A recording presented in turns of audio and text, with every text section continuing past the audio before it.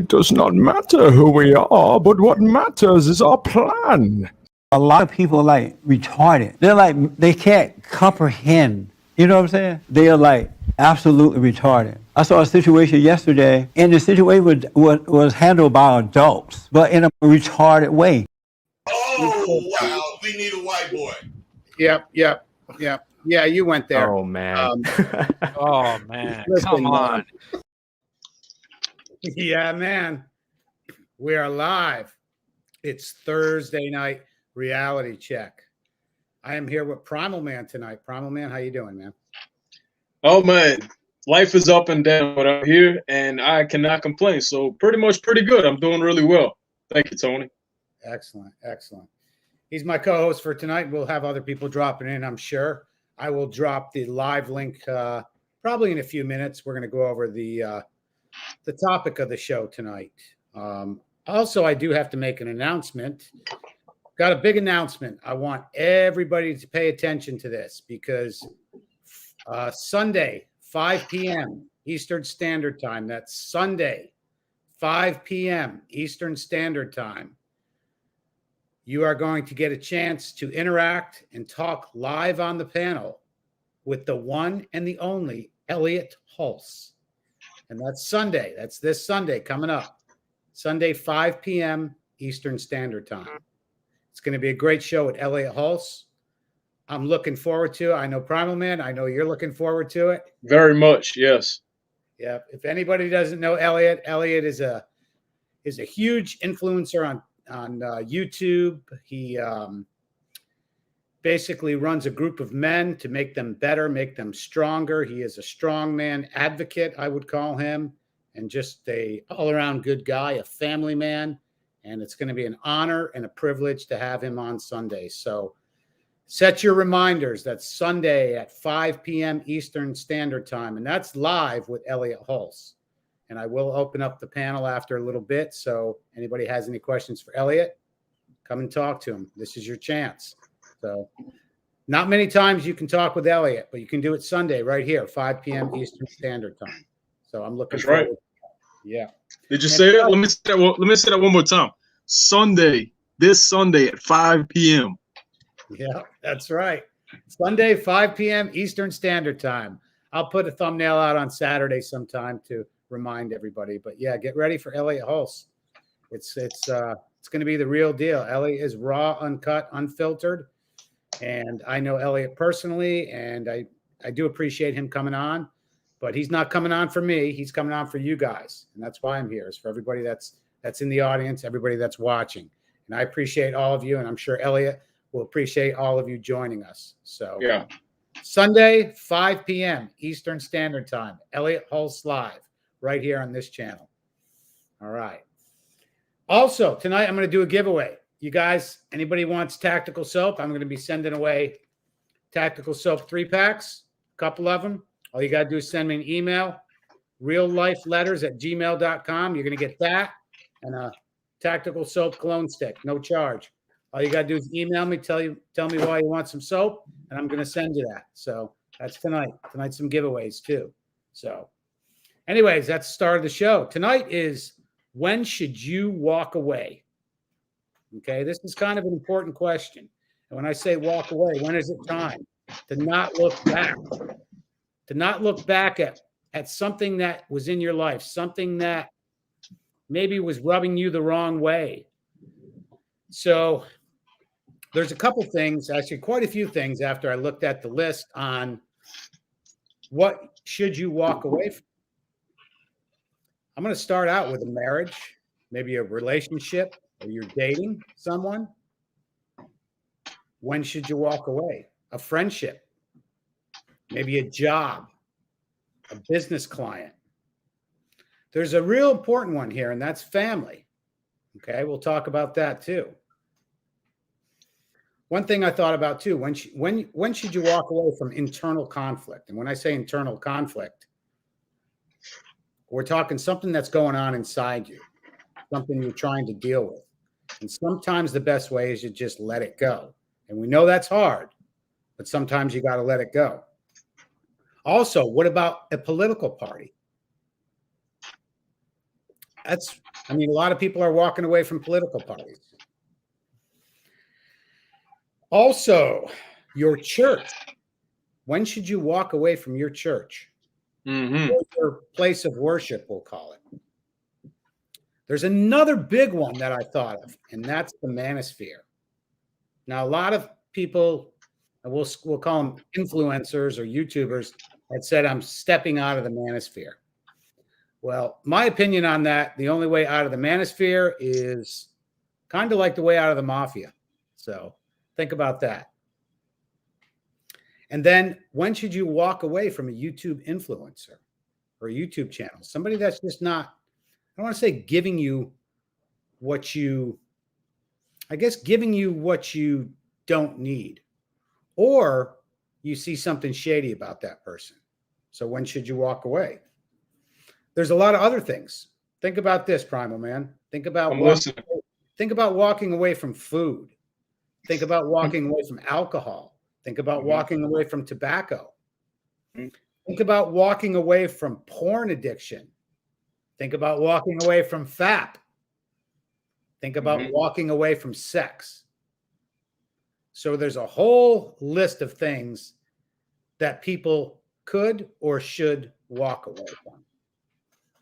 And we're also going to ask the question is what can't you walk away from? So I'm going to start with you, Primal Man. What is one of the things that you think, we're going to start with men only, that men should walk away from?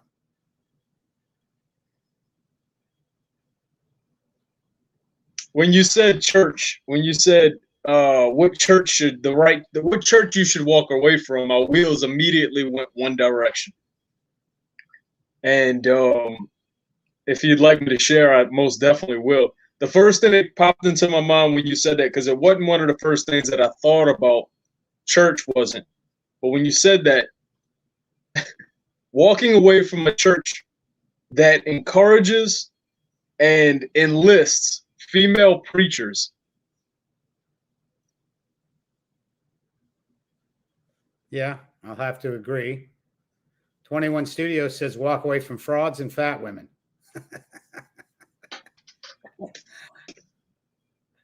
And Anthony Velasquez will follow it up with frauds and fat broads. That's a tough one to say. There's a tongue twister for you. Yeah, I'd have to agree with you. I think that, I mean, my personal belief is that, and this might rub people the wrong way, but I don't think a woman should be a preacher. I don't think a woman should be preaching the word. I think they can represent the word and being a proper woman or a proper wife. But do I think they should preach the word? I don't think so. I don't think that's a leadership role that women really need to take. No, I think they can be teachers amongst the church with younger women or women in general, but they cannot be teachers or leaders over men in the church or leaders of the church, period. Teachers of women only and children, women and children only. All right, let me run through the chat here real quick. I want to say hi to everybody. I got Craig Bell, JP Hives, Caduceus, John Boston, Vivian, Woody Johnson, Anthony Velasquez, the man.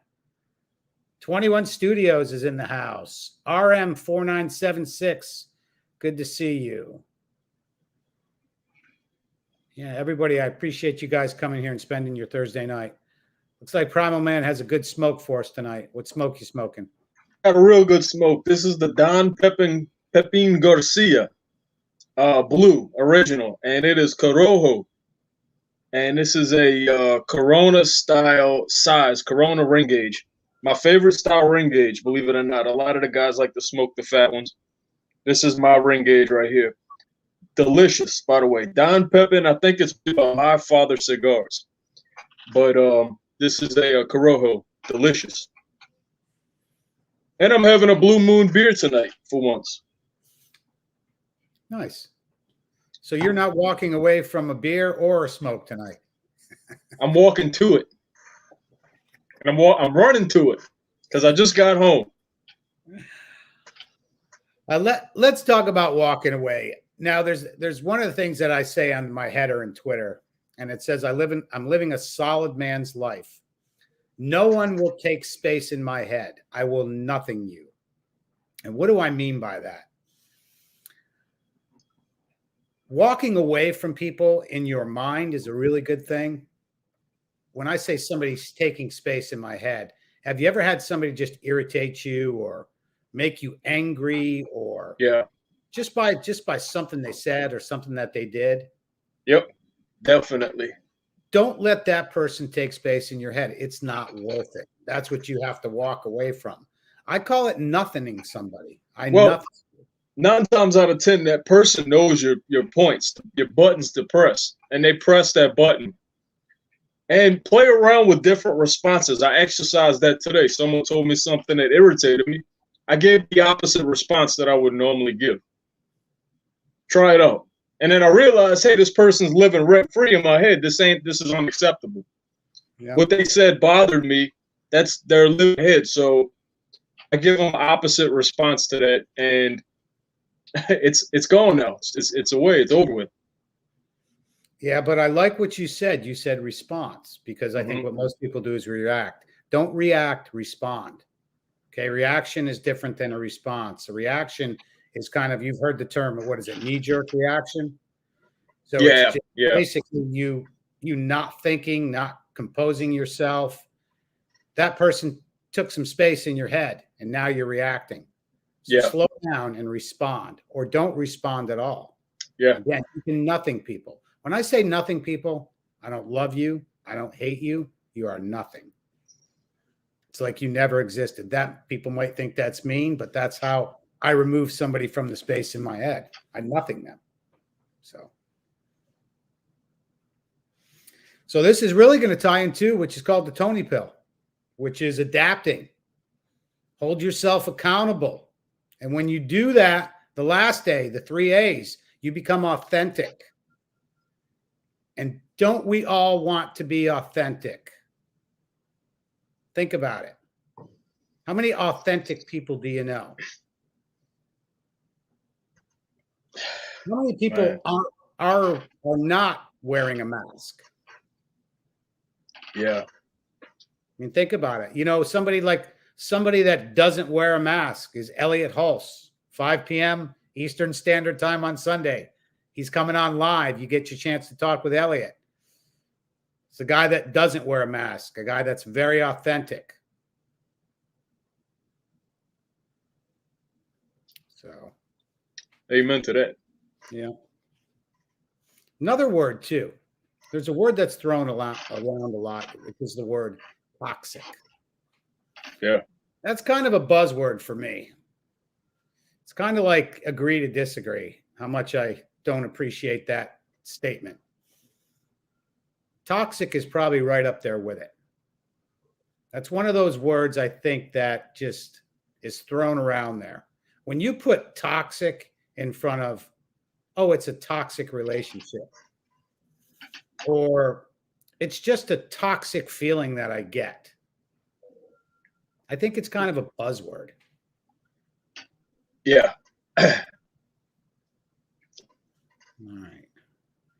I'm going to bring people on early tonight because it's not going to be too long of a show. I'm going to post the link right now in the chat. So if people want to come on and join the panel tonight, we're going to come on early.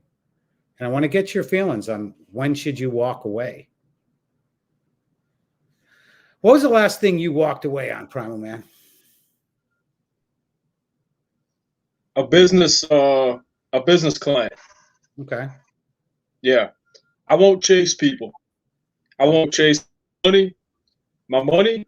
I won't chase them for punctuality, calling me back, returning calls, keeping their word.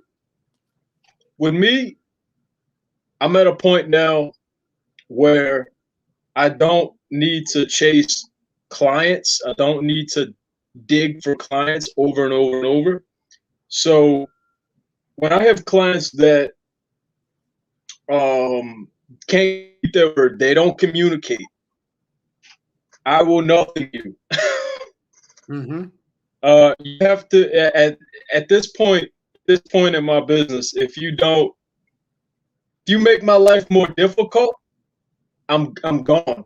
I'm disappeared. Unless you pick up the phone and decide you want to communicate properly, I'm out. And you'll never hear from me again.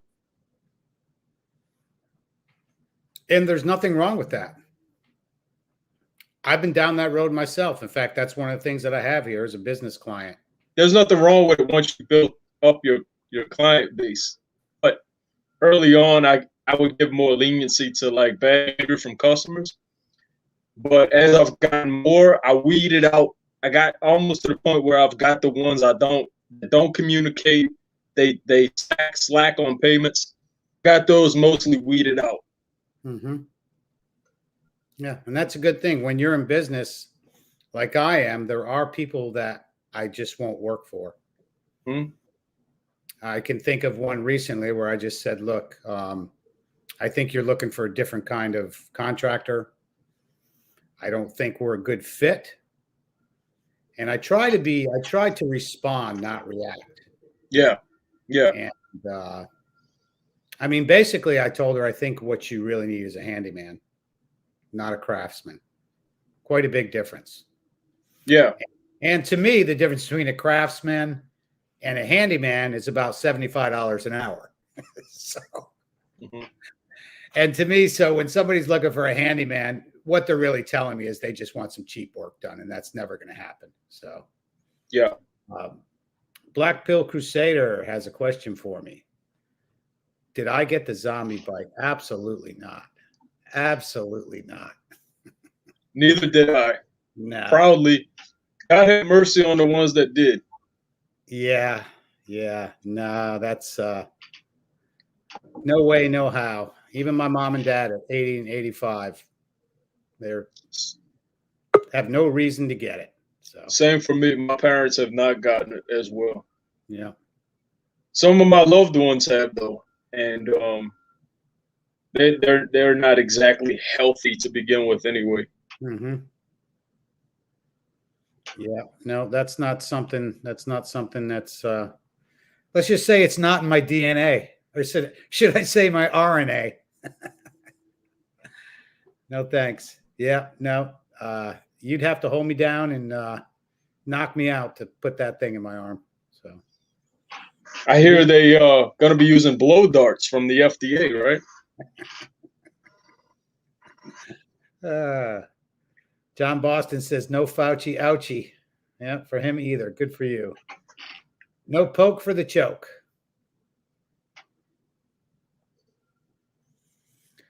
John Boston says, I have ivermectin, plaquenil, Zithro. I'm good. I think he means zithromycin probably is what it is. I think that's an antibiotic.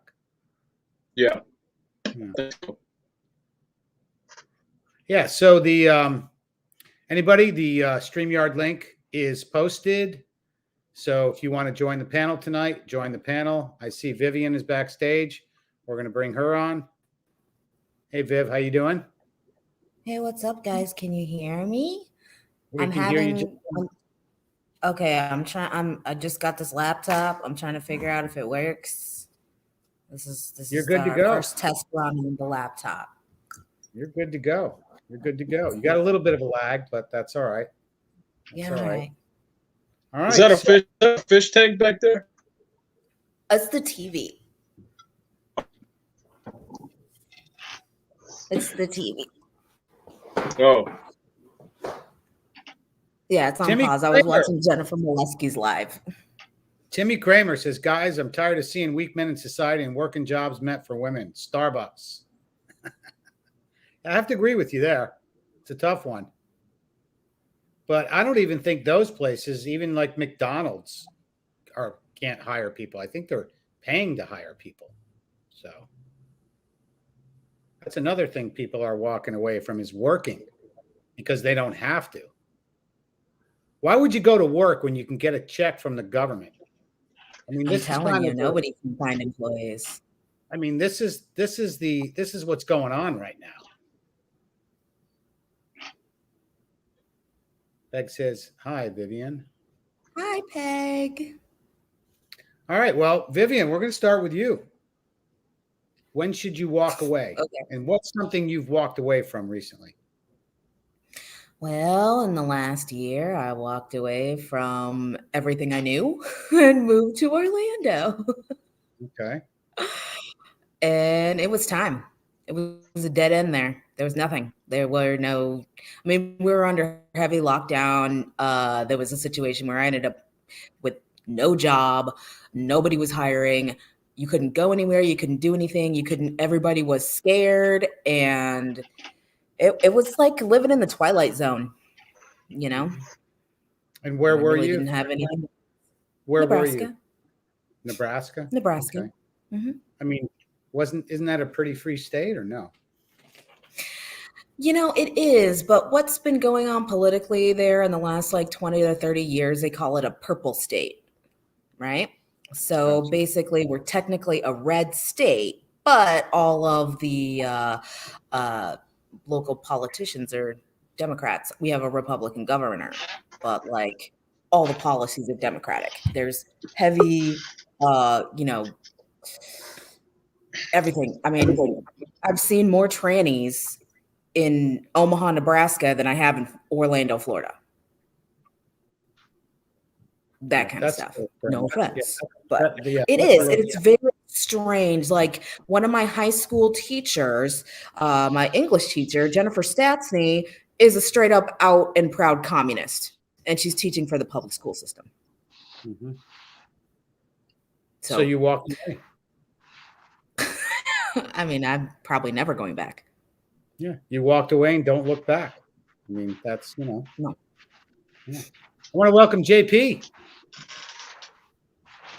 Tony, what's up? Primer Man, Viv, how you doing? Yo. Good to see you. Good to see you, man. Good to see you. Good to have you. Good to hear you. It's good to hear you, JP. I'd love to see you, but it's good to hear you. I don't know, maybe one day, man. But I'm just trying to, I'm just taking it easy now, stuff like that. I don't know, I get some more free time. I might show my face a little bit more often. I don't know. I'm just sitting here chilling, man. Streams coming on tonight. So, I'll just hop on. Yeah. Shoot the breeze with y'all for a few minutes and then, Yeah, I appreciate you coming on. So the topic of the show is when should you walk away, JP? And what do I have? Away from? In other words, there's a lot of things. I made a huge list on what things that people can walk away. So, JP, stop playing with bubble wrap. Oh no, I'm not. No, I'm not playing with bubble wrap. None of that. No, I don't do that shit. I ain't done that in years, man. Like bubble wrap. What the hell? But serious though. Takes me back to being like 7. It's like the funnest thing in the world. Every time I get some, I'm like, yay! I love popping bubble wrap. It's my favorite. Yeah, man. Shout out to Primer Man's Blue Moon, man. That's what I'm drinking on too. Oh, nice. Moon. What's that? Belgian white, or you got like the mango wheat, or what? The Belgian white with the orange peel. Oh yeah, that's a good beer right there. Damn good beer. But the answer. Oh, just so you guys know, I've walked away from wheat beers like Blue Moon. I have. I just don't like wheat beers at all. In fact, the only wheat beer I like is, you guys ever heard of Little Something? Heard of what? Something. It's a beer called Little Something. I haven't paid attention to that one, man. Yeah. I usually go straight for like the Blue Moons and Sam Adams, man. That's what I go for. Apostrophe? Little Something. SUMPIAN. Something. Yeah. Let me bring out Caduceus. Yes, look at that. Caduceus knew a little something. What's up? Yeah, Lagunitas little something. That's What's right. your avatar looking like now? That's it. That's what is that? The old logo. It's got an icosahedron with an Ouroboros. There you go. Yeah, I'm not going to explain that. I don't have my contact now. I can see the screen. Yeah, a little something. Yeah, Lagunitas. Their breweries actually in. I think it's in Northern California, actually, close to where I'm from. I knew quite a bit about little something. Yeah. Now, if I'm correct, that is a wheat beer. It's a very strong Yeah. IPA wheat. An IPA Yeah. wheat. I don't remember. That's not the one I usually got. Like I know they had like Hop Stupid and other stuff as well. So I want to So, go to JP. yeah. Let's talk about walking away, man. What have you walked away from in your life? A lot of stuff, man. Well, I walked away from TV, 11 years ago? Almost 11, 12 years ago. I walked away from TV. It's like, man, well, that's one of the things I walked away from. I mean, another thing I walked from recently is supposing to be alpha, man. I walked away from that too, so. But you're supposed to be alpha, man. No, I walked away from that shit. No. You're supposed to be alpha. Well, I got to do it. You guys know it's coming. You're supposed to be alpha. That's great. Do it. Yeah. So you're supposed to be alpha. No. Don't do that. Is there anything in your life, and we'll go back to JP, is there anything in your life that you walked away from where you shouldn't have? Or you thought it was a mistake?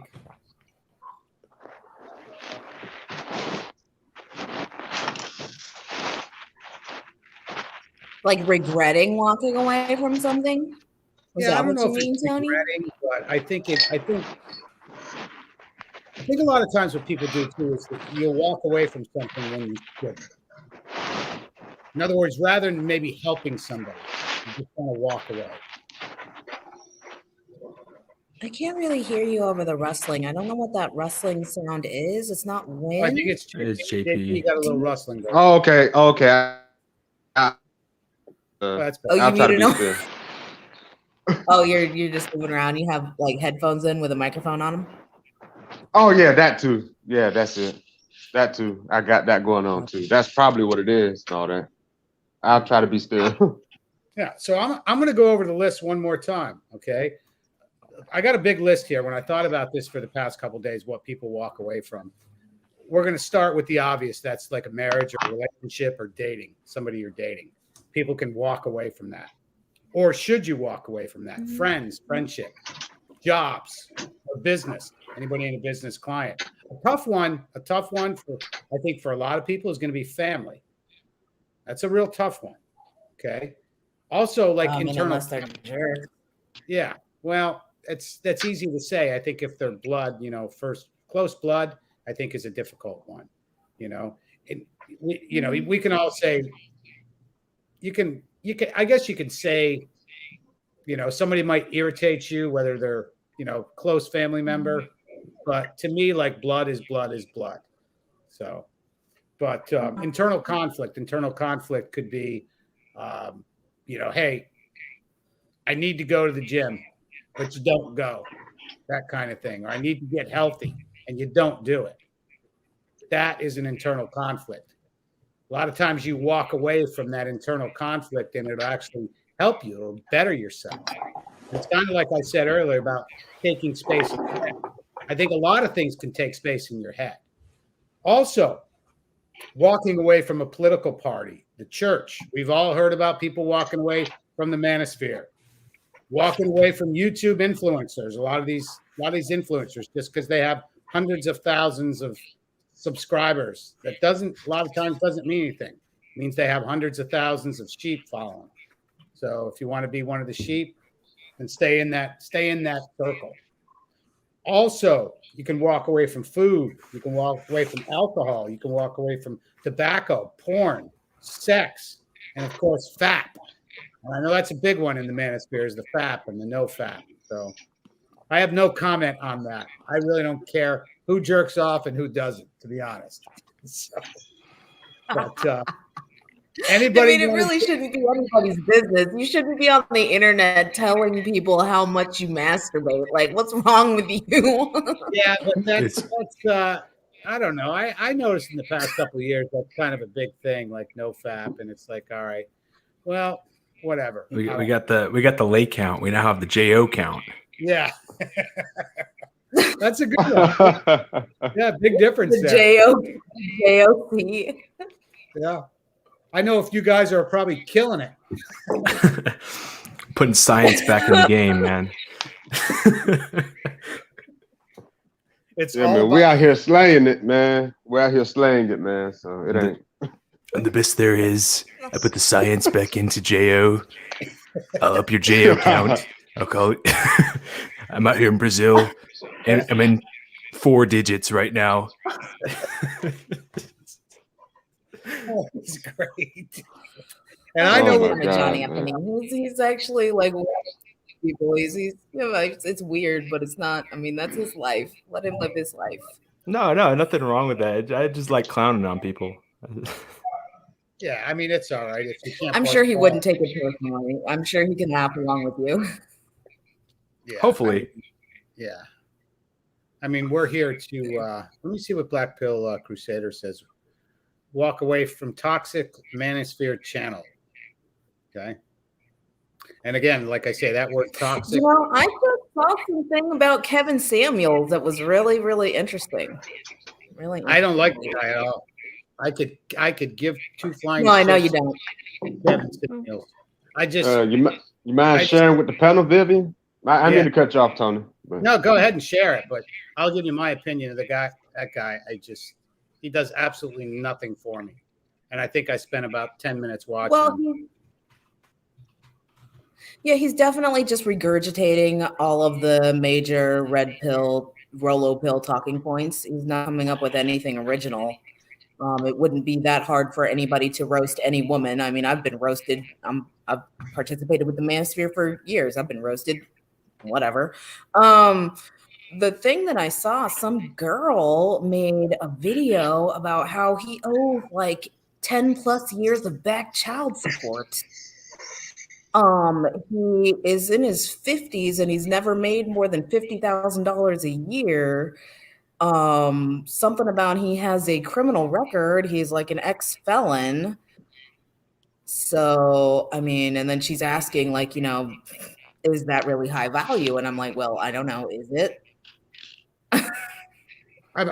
You kind of lost me. I mean, are you talking about Kevin Samuels or somebody that was on his show?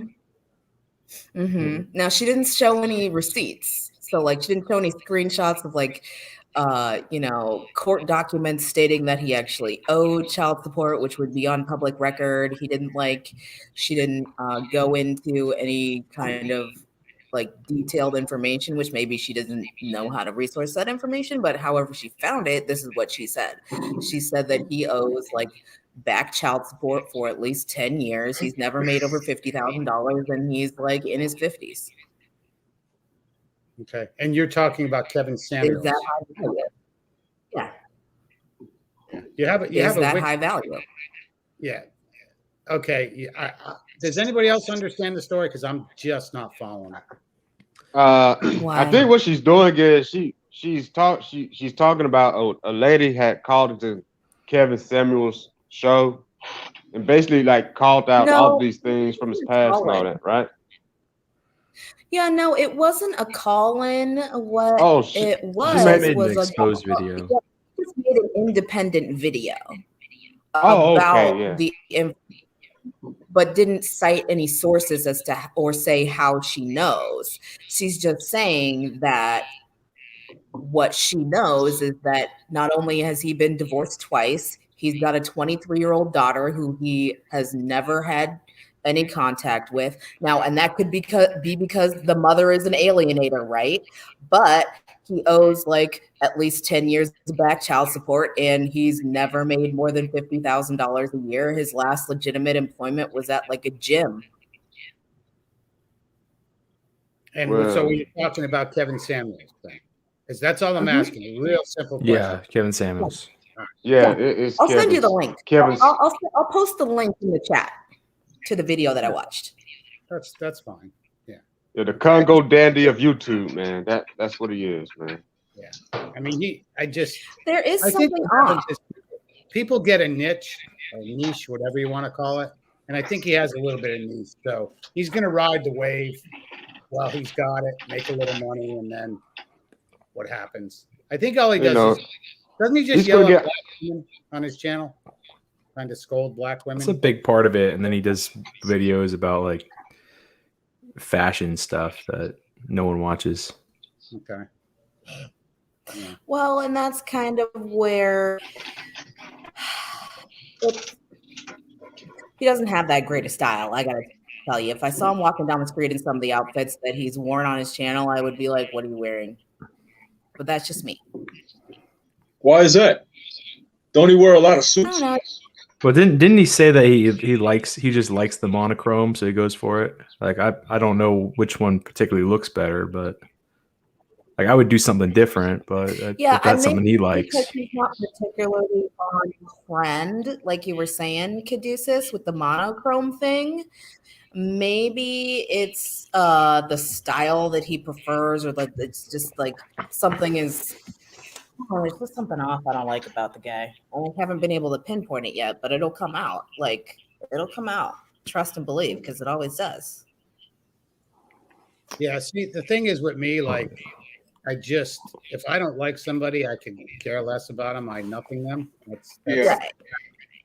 That's just a fact. It was just something that it just popped up in my feed because I was searching, for stuff, and it's really popular. It pops up. I'm very particular on what I watch and what's going to waste my time. I think the probably best time waster I have is when I'm driving. That's when I'll listen to garbage on the dashboard. So that's the best time to listen to garbage. Now, when I'm working, I want to listen to something that actually, like Wisdom Radio. That was a great show last night. Great show. Great show. I don't know if anybody caught it, but check that out. There's a link in the description for Wisdom Radio. Great show. I think that channel needs to grow. Yeah, it's underrated. Yeah. All right. I just muted you because there was getting some feedback there. So, all right. Well, let's get back to the subject. I'm going to go to Caduceus. Yes, sir. What have you walked away from? And why was it good for you? Because I've walked away from a lot of things. Yeah, definitely a lot of things. A particular prior relationships, and that was a good move. I walked away from California, another one. Moved out to the Midwest. What's hard? Try to think. I walked away from certain substances. Had to make a change food-wise, because walk away from food. You mentioned that. In terms of like negative things, I've walked away, like certain skills I could have learned if I kept going. Like I walked away from learning certain instruments prematurely that I think would be cool to know how to play now, or walked away from. I did Taekwondo, got up to like red, blue belt or something like that. Blue, red. It's not standard across them all. So it was probably like 4 or 5 away from black. And I walked away at that point when I probably should have stuck with it. So it's not finished. Sometimes people don't finish things. So that's kind of a negative thing. Then you're looking at things that you shouldn't walk away from, which is a good thing. There's a lot of good things that people walk away from because sometimes it takes a lot of effort and a lot of time. Yeah. And I think in those cases, I think it ties into something I said in my previous stream, when people have relapses when they're trying to make changes and improve themselves, is that you mentioned the internal struggle and having to walk away from that, because that's the next thing that comes after you walk away from something good, the internal struggle. And what you're told when you're counseling someone that had a lapse or relapse is that you're supposed to talk about what they did that made them successful and what they did that had them fall off track, and have them learn from that experience instead. So it's kind of like your teacher when you walk away, whether you walk back or you move on to greener pastures, hopefully. Hopefully. It's what you're walking away from is one of your teachers. A lot of people walk away from situations into worse situations. Yeah. Yeah. Especially if they don't have what they walked away from be a teaching moment. They call that from the frying pan into the fire. I mean, that's the reality of it. That's the frying pan into the fire, man. That's what it is. I mean, how many people do you know? Like, it's when I came up with this topic, I think probably I'm going to guess and say that probably everybody's first reaction would be a relationship. Am I right or wrong? Yeah. Mostly. Yeah. Pretty much. So, hey, Shift, welcome. Shift, you there? Yeah, do you hear me? Yep, I hear you now. All right. Yeah, like I think it was just me. I was in New York, I was into the club scene and all that, and I had like a bisexual girlfriend at the time. But honestly, it was a very destructive because she was into drugs, drinking, all that, and honestly, I was at a point in my life where, I just, she was a very intelligent girl, but she had very bad destructive habits. And honestly, I couldn't do anything to change that. So I had to leave. But it was probably like those 6 months was like pure hell. And I was like, I had to reevaluate what I really wanted. So that was about, I think like about, what is it? Like about 5 years ago. And at that point, I was like, man, I am this. When I break out of it, I was like, man, what do I do now? Like, like I have a good, decent job, like, but at the same time, like, I didn't really feel fulfilled with my occupation, in at the moment in time. So I was like, what do I do now? Like, and that required, like a couple of months just asking the same question over and over again, until I actually just looked up and I found the passion and found the passion and joy, like a hobby that I really enjoy. And honestly, I'm building up towards where it's going to become my occupation and for life, honestly, which I did found it and I'm still working on it. But it's like, it brings me immense joy. There was also some other times in my life where I believe I was in college, I failed a couple of courses, I came from a religious family, like Islam. And I, at that point, I just told myself, I was doing all the religious stuff. I told myself, fuck God. And I focused on myself. So, and honestly, that brought also another, like a big positive to me, because I was focused on myself and I was fully aware and conscious of my actions.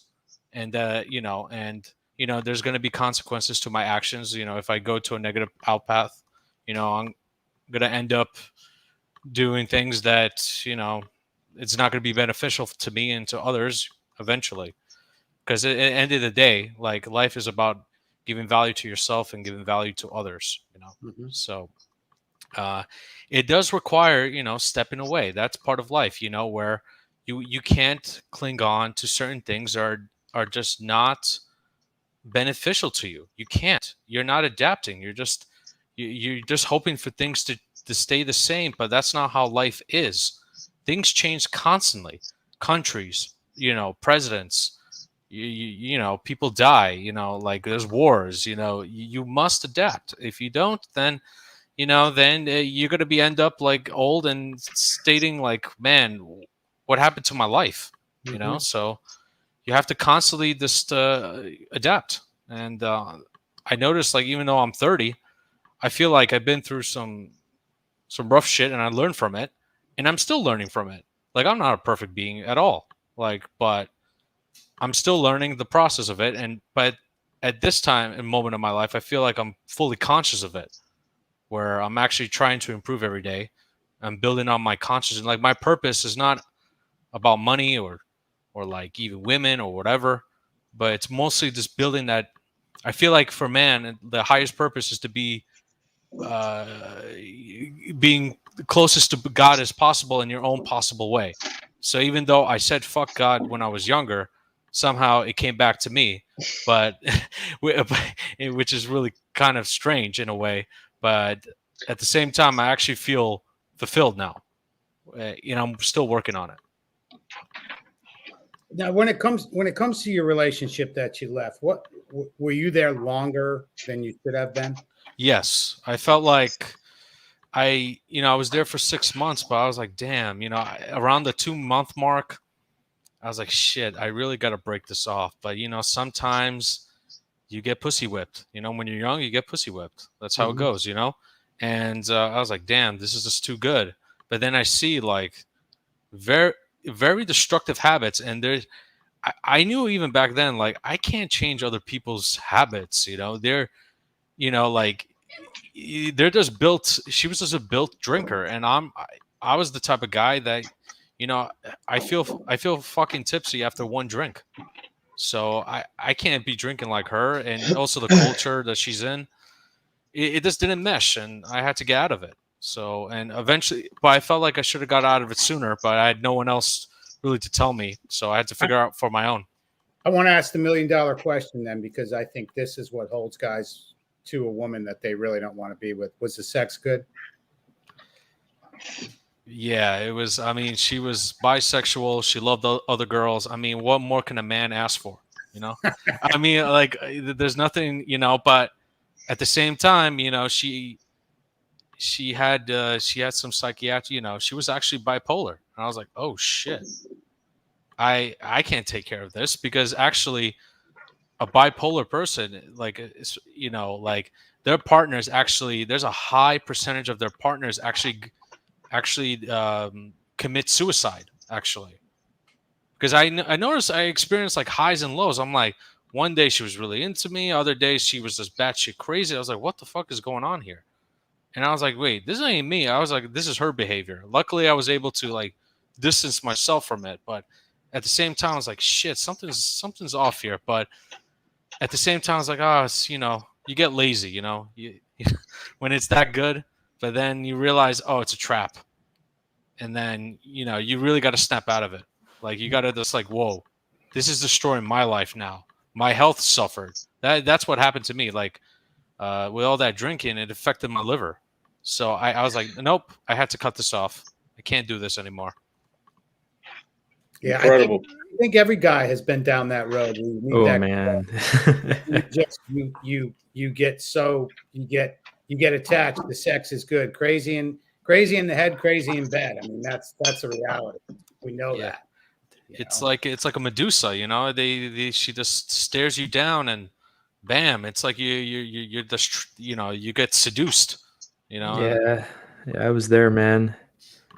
I was there. I shared this story before, but it got to the point where having a shift where I saw 2 people die in the same day was less stressful, and that it was less stressful in that work environment than spending time with her. And then add on the isolation away from like friends, and just the amount of maintenance to keep up what's destroying me, essentially. Yeah, man. It's just looking back, it's like, holy moly. It's like, as you grow older, it's like, oh, now you know the warning signs. You could just look through it, ask if you go on a date or whatever, you could ask the right questions, and you just know from her body language and behavior.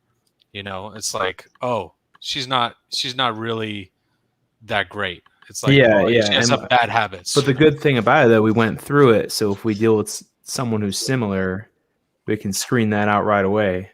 Yeah, not waste any time on that. Yeah, because so our past is our teacher. The question is, though, as a man, will you do that? Think about that, because when you can see a crazy woman, but you can still see a very beautiful, physically beautiful woman. And that's, man, you guys know it's not easy to turn that away. Yeah, it's almost impossible. It is. Yeah, and you might get delusional. Like, I know what I'm dealing with, but I can maybe do a couple here, and I can give it a couple goes and catch and release, and see what happens. So then you might not succeed. So was this like the first girl you'd ever dated? No, it was not. But it was like the first time where it was like, God damn, the sex is just out of control. It's like, never experienced anything in my life. I don't think I'll ever experience that ever again. But Sometimes you wonder, was the sex that good with her, or was it just that bad with other women?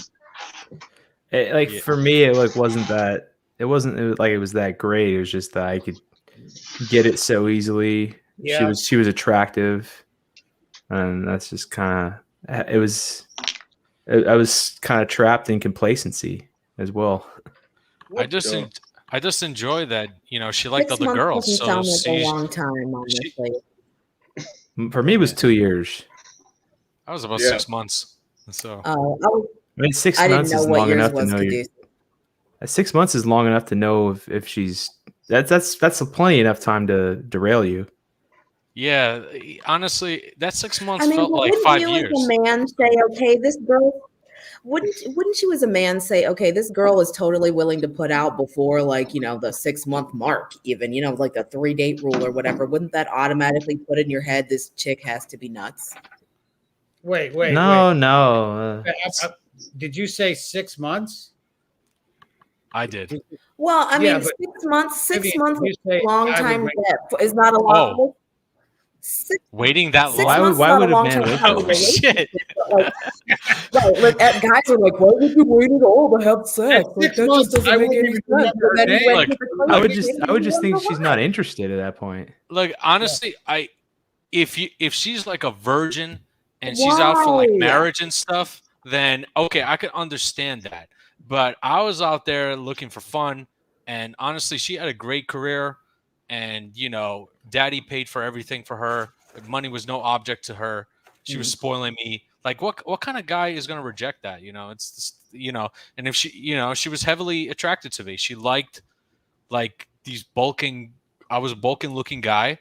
She liked how I look, and it was, you know, honestly, it was easy. I think like the I'm waiting different. I guess thing. I'm just different. I think the waiting thing only, like in your example, someone that would wait wants to wait a while before you have it. It only has any value if she hasn't given it up before, because then at that point she's like, oh, she's given it up to someone else before. She just doesn't want me, and then I'll move on to the next one. Well, then why shouldn't women feel the same way about men? I mean, how many? You got a big old lag. You got a big lag. You got a very big lag. I'm sorry. Should I switch to my cell phone? Because maybe my laptop signal just kind of sucks. Yeah, your mouth is moving, then your lips are right after it. So I'm curious if I like feel like I'm watching an old kung fu movie. Hey, you know, I'm Asian, so it's appropriate. Yeah. I'm curious of men that are actually making women wait. Yeah. Like I don't. That's not gonna. I don't work. think I've heard. I don't think I've heard of that. I mean, it really depends on like what you're really out there. If you're a guy that's religious and you're very traditional, then yeah, you know, waiting 6 months, you might as well get married at that point. Yeah, but at That's that point, your dream. at that point, that guy's probably waiting for marriage in general. And if he's given Yeah. up, if he's given it up before, then you're scrutinizing and be like, okay, you just don't like me because you gave it up to this person before. I don't know. It's just like, honestly, like for men, you know, it's already difficult enough, you know, how hard it is to get a woman, honestly, nowadays. Well, women, no offense to Vivian, it's just women they could just walk to the bar and just choose. That's it. It's pretty simple. It's just so yeah. I But mean, like they might right, not so call it's you back, but so they'll Yeah. do it. Yeah. Right. And there's why you do not just have sex with people. As a woman, I mean, that's like your choice at that point. men do not take women who just put out level ever. You kind of cut out and became a robot. I don't know if it's I don't know if it was me or everybody. I think she said dudes don't want to date women that just put out. I mean, that's. I think it makes sense in a way from the regard. It's like, has she been passed around a lot? Is kind of what people think, and it sets off some red flags there. But I mean, dudes are waking up to the fact that she's passing it out to somebody. But I think guys can pick up on that long before they engage. Well, I think the whole thing is you'll see, on dating apps and a new chapter in my life, and it's like, Oh no! Well, if you're on the dating app itself, like it's not you're. you see all these different things when the weirdest thing for me is when you get the single moms putting their kids on their profile, a picture that's just their kid. I was like, protect that kid. Don't put them on this. Yeah, that's pretty rough. Protect that kid. Okay, is this better? Oh, much better. Much better. Okay. You went. It's like you went from your flip phone to your iPhone. Much better. Oh, nice. So, like, my whole thing on the whole, like, premarital sex is, I think the principle stands whether or not both people are virgins or not. If you engage in premarital sex, what you're doing is you're actually putting a whole bunch of relationship steps in front of your marriage. It's just like having a kid out of wedlock. It makes no sense. And we see this happen with Islam. You see people get divorced. They're not virgins. They get remarried, but they don't have sex before they get married. At least decent Muslims don't do that. Catholics are like that too.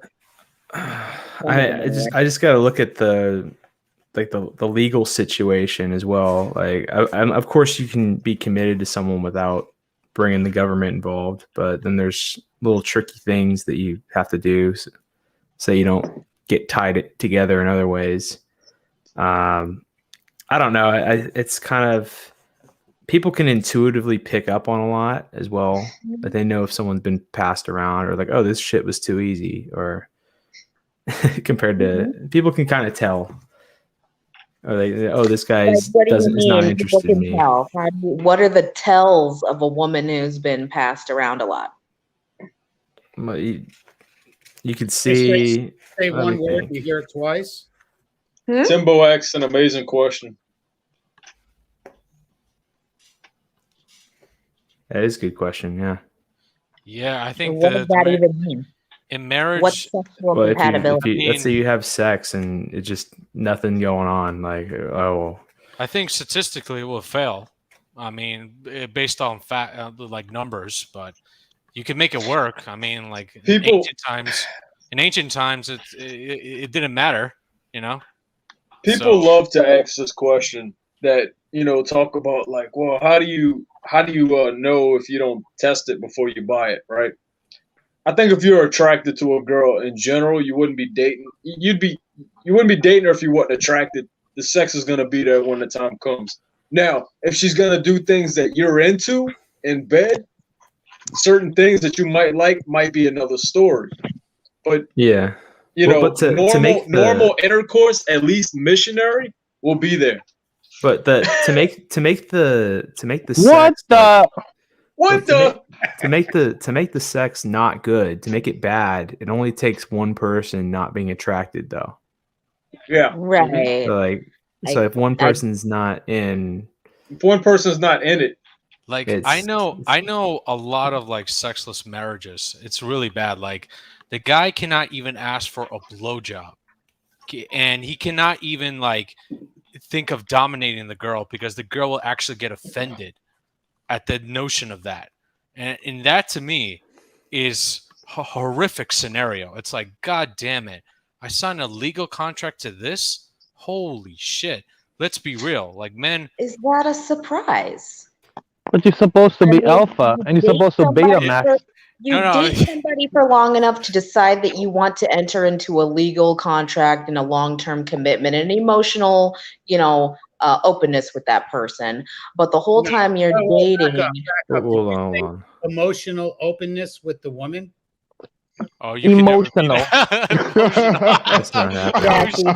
Hold on. Can I get a quick female arousal even works? You don't even understand how it works. So of course you're gonna have. I know what it looks like. I know when I get it. I'm confused here.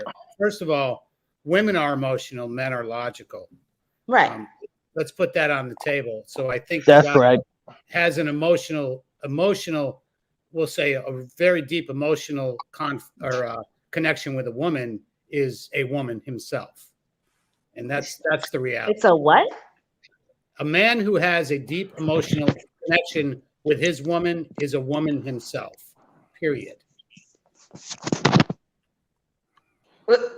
If But I you thought have- men had strong emotions. I thought men had Absolutely. stronger emotions than women. Absolutely not. No, there's a difference between logic and emotion.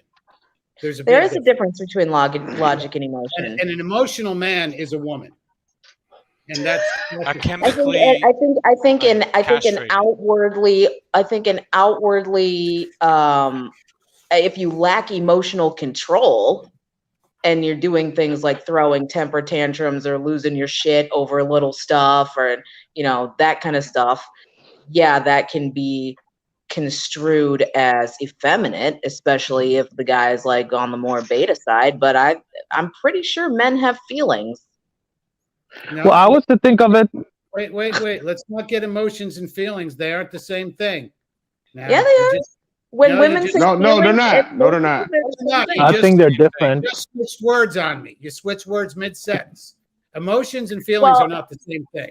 In woman speak, emotion and feeling, same difference. Same exact thing. Yeah. It's not the same from a man's perspective, though. So. Yeah.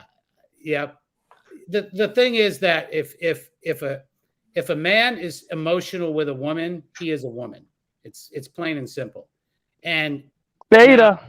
Yeah, I like what Pat Stedman says. You should dip your toes in the feminine a bit, and that's to know it. And dip your toes in it, and that's it. And the reason you do that is so that you can lead and you can be a strong man. But to be emotional and have a deep emotional connection with a woman is really a bad thing. It's not a good thing. I think they call that, what is that called? Dancing with the anima? The only thing a man can honestly be with emotionally is awareness. Understanding his emotions or feelings by himself, honestly. You show weakness to a woman, she's just going to walk all over you. She's going to, no matter what relationship you're in, there's always a power dynamic. That's why they say happy life, happy wife. When the guy is just basically dominated by the woman. It's absolutely pathetic. When really it's supposed to be it's men are supposed to lead, but nowadays it's reversed. It's terrible because they're showing their feelings. They're talking about like their struggles or whatever. I'm like, no woman gives a fuck about that. Are you kidding me? You got my favorite thing is, I just need to support her goals and dreams. That's my fuck favorite that. Oh, that's so cute. Look, either you're on my journey or just fuck off. I'll be honest. Well, also think of it. If her goals and dreams ain't treating me like a king, I don't care about them. Let me see if I can find something here. Let me see. If they accuse you of being a man should never, ever, ever, but never, never, never, ever, never, never, never, never, ever, ever, ever, ever tell a woman his weakness. Never let a woman know your weakness. Never tell her your issues because she would never let you forget it. Even when you overcome those issues, 50 years down the road, she'll remind you of them. There you go. You were laughing in that clip, Tony. You were showing emotion. That's so effeminate. How could you laugh happily? That's just so girly.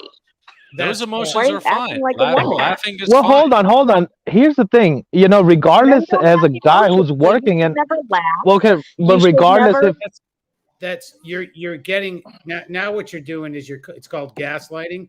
And no, I'm not. I'm pointing out how hypocritical that is. So are the emotions and you're getting emotional. Are the emotions dominating his demeanor? Sex is not the same thing for a man as it is for a woman. No, you understand it's not. Definitely. Obviously not. Obviously, we're having two totally different experiences. And knowing this, and you're gaslighting me right now too. So don't even try it. Sorry, Tony. I don't mean for it to come off that way. I am way onto that. So yes, I mean, you can, if the guy you're looking for, if you want an emotional man, then I'm sure you can find one. But there's a lot of them. Men are not. We're definitely talking past each other on this issue.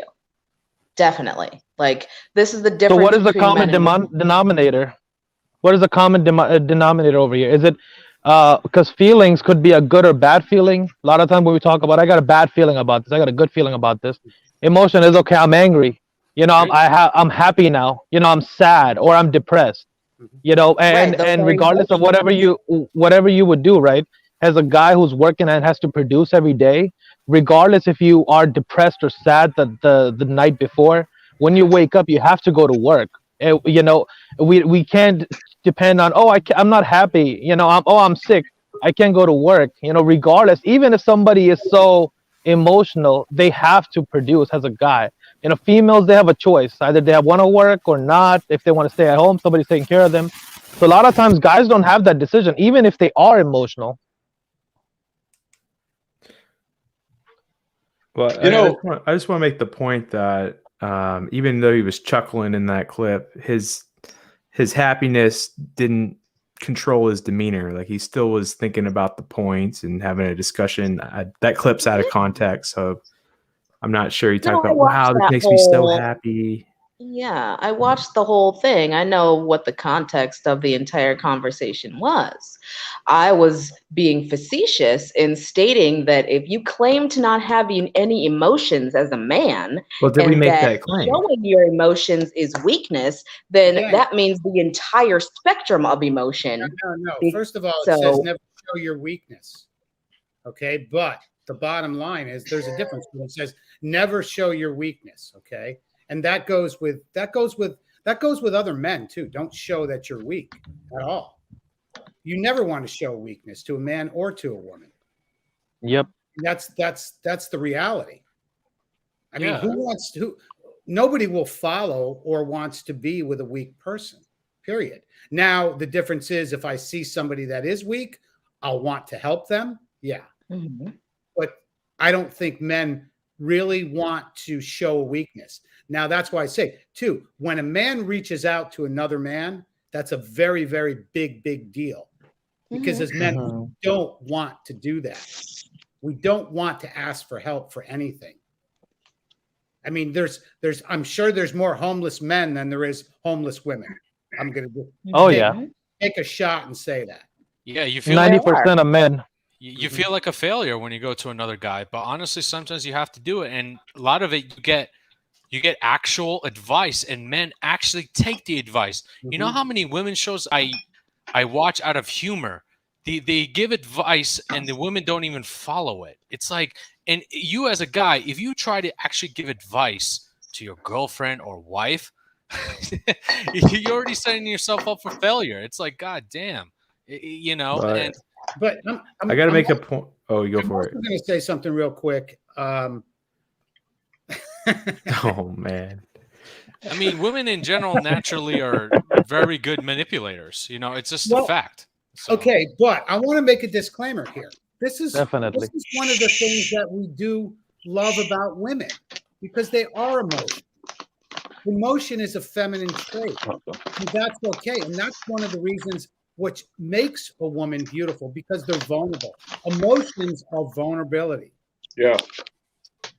But that's one of the beautiful things about such a broad generalization, though. Like, How? emotions are vulnerability. So if you're angry and you are enraged, and it is appropriate to be angry and enraged, and you're a man, then you're showing weakness and you're being vulnerable. Anger is another Well, thing. real quick, we have to talk in generalization. We can't, the rarity doesn't make the rule.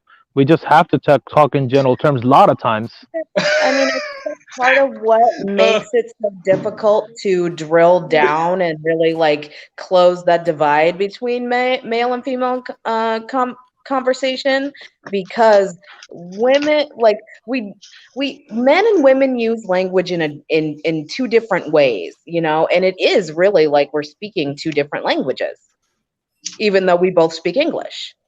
Yeah, because we'll never, And there's just so much lost in translation.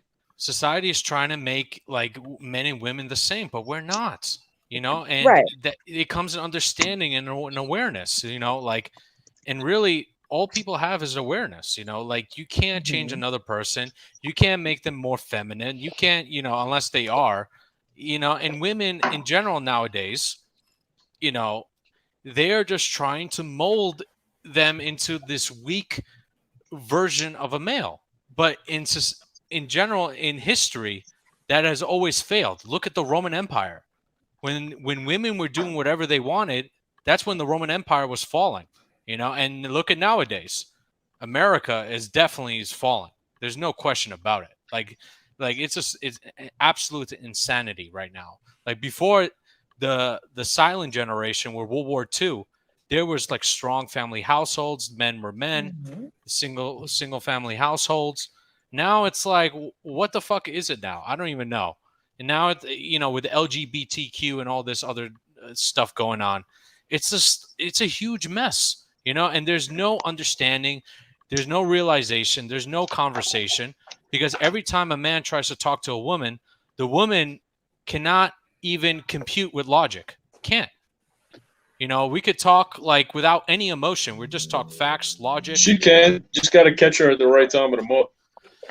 Either way, she still gets angry at you or tries to say you're a weak man, you have a small penis or whatever. Hey, Chef, a lot of that has to do with upbringing and socialization, don't you think? Chef, you might have a small one though. That might be true. Who knows? I think it's more about insulting people. At the end of the day, I think. But try it. Guys.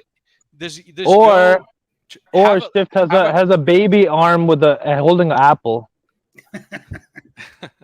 I mean, try to have an argument. Like, eventually, if you really piss her off, those comments will come flying at you. It's just, it's unbelievable. Like, I had many, and sometimes I'm going to recommend this book to Vivian. Okay, I just started it. So what is it? Yeah, Vivian, read this book. This is the world of a guy that is rejected by majority of women. Like, and this is his reality. This is his reality.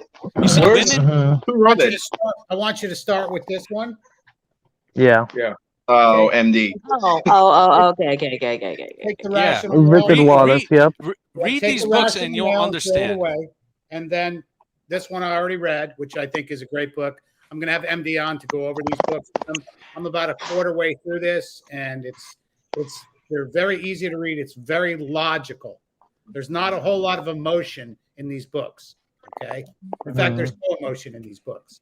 And the reason I'm saying that is because, I mean, you think about it, Viv.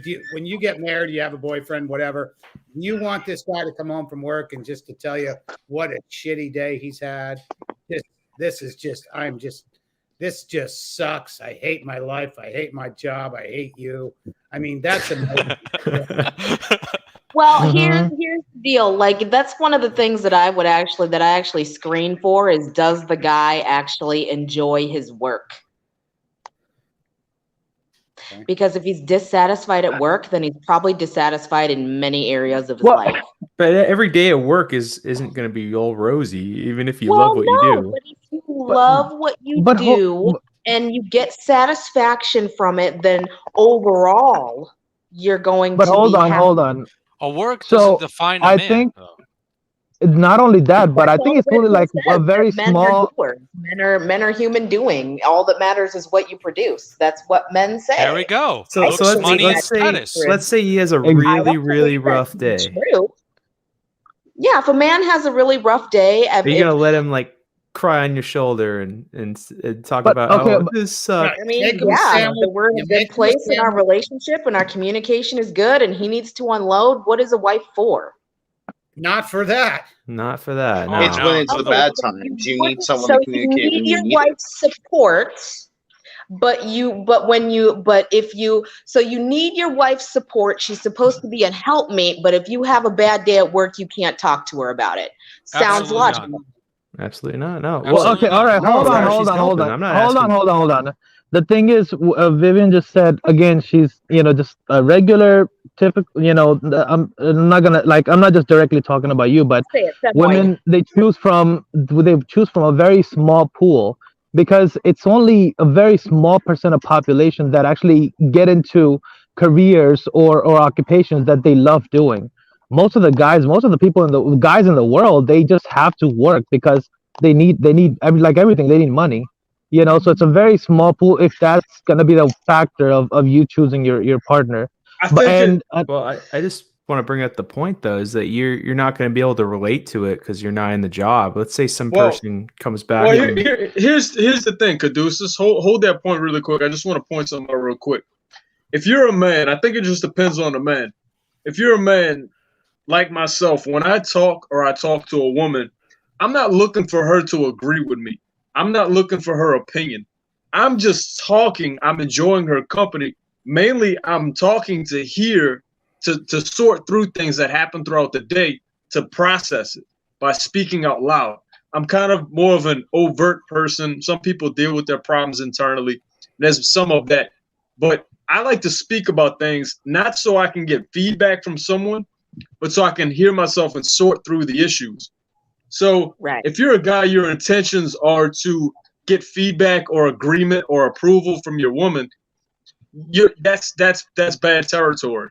But a lot of women think that if their man speaks, that he's looking for an agreement or a some sort of thing like that, and that's not the case. No, some guys sort through their issues just by speaking. Yeah, like in my mind, if I were to imagine that scenario playing out, what I would hope would happen is that it would be just like a neutral conversation. You're stating to me whatever happened that day, whatever asshole screwed up, whatever project or whatever went wrong mechanically or logistically. Okay, you got it off your chest. Great. What do you want for dinner? Yeah. That's the way I think about it. Now, are all women like that? No. Okay. They're gonna be like, Vivian, do you want to role play? Blah, blah. Vivian, do you want to role play? I think it's going to be hilarious. Do you want to role play real quick? Let's go for it. Let me give Anthony Velasquez the comment of the night. Unload on your wife, but not verbally. Oh, there you go. So Yeah, honestly, as a guy, you got to work problems yourself, honestly, because you bring negative emotions to your wife, it's not going to last long. I'll be honest with you. Not if it's consistent and persistent. No. Why not, Shift? Why not? It's because if you're looking for her from feedback, it's not. But if your woman can't sit there and hear you talk and make dinner, and like Viv said, okay, that's cool. How would you like your potatoes, babe? That's the only thing I want to hear from her when I'm talking. Right. How do you like your steak cooked? Then it can work, There you go. That's all I'm saying. I'm saying if you have a bad day at work and it was like you almost got fired type stuff. Okay, well, at least I know. So let's be real here. 2 weeks with a pink slip, I'm not shocked. Okay, great. But let's be real here. Like nowadays, women cannot even cook fucking eggs. So no, they can't. So it's like I'm being more realistic. Like majority of the women, honestly, especially I'm in New York, which I'm planning to get the fuck out of here because this is going crazy here. You know, these women are just good Lord, man. I need to get out of here. You know, they can't cook. Sorry for you. Get out. You know, walk away. It's time to walk away. No, I'm probably gonna maybe also go into the Balkans. You know, so I don't have to deal with this shit. You know, because over there it's like, you know, they do that automatically. It's not even no questions asked. You know, that's Are you in the go city? To Florida. Go to Florida. No, don't. Are you in the city? I'm in in the boroughs. You know. I got you. Yeah. The city's honestly like I never knew why people were so fascinated about it because you spend a shit ton of money. It smells like complete dog shit. And you see tons of tourists, you know, that honestly don't give a fuck about the city at all, and they dump and throw trash. And nowadays, you know, the government here is just good Lord, man. It's like shit. It's just getting worse and worse here. Like any blue state, you got to get out of here. Like it's done. Well, you know, comedians thrive over there because everybody's so miserable that they probably need like a one session with a comedian at your local comedy store. Just a week, just to get out of their misery. To Frank, I'm not Albanian, but I am Balkan. That's all I gotta say. You know, I'm Albanian, Balkan, European. Now, Woody, you were going to do some role playing with Vivian. Let's go back to that. All right. Role play. Yeah. Okay. Yeah, let's go. All right. I knock on the door like 3 times. You know, boom, boom, boom, and then don't you have a key? No, I left I threw my key because I couldn't make a sale today, so I threw it in the neighbor's yard, and now I'm knocking on the door. Open up! All right, go ahead. Okay, so why don't you have your key? Because I threw it in the yard, and I'm mad. I'm big mad right now. You seem pretty pissed off. How about you just go chill out for a while? I'm gonna go do something else. We'll find your keys Are later. Don't tell me to get out of my house. Is the dinner ready? Listen to what I'm saying. Go do something else. Come inside the house. Go sit down on the couch. Take your shoes off. I'll get you. Stop telling me what to do. You get out of the house, and I'm just gonna go. I don't know.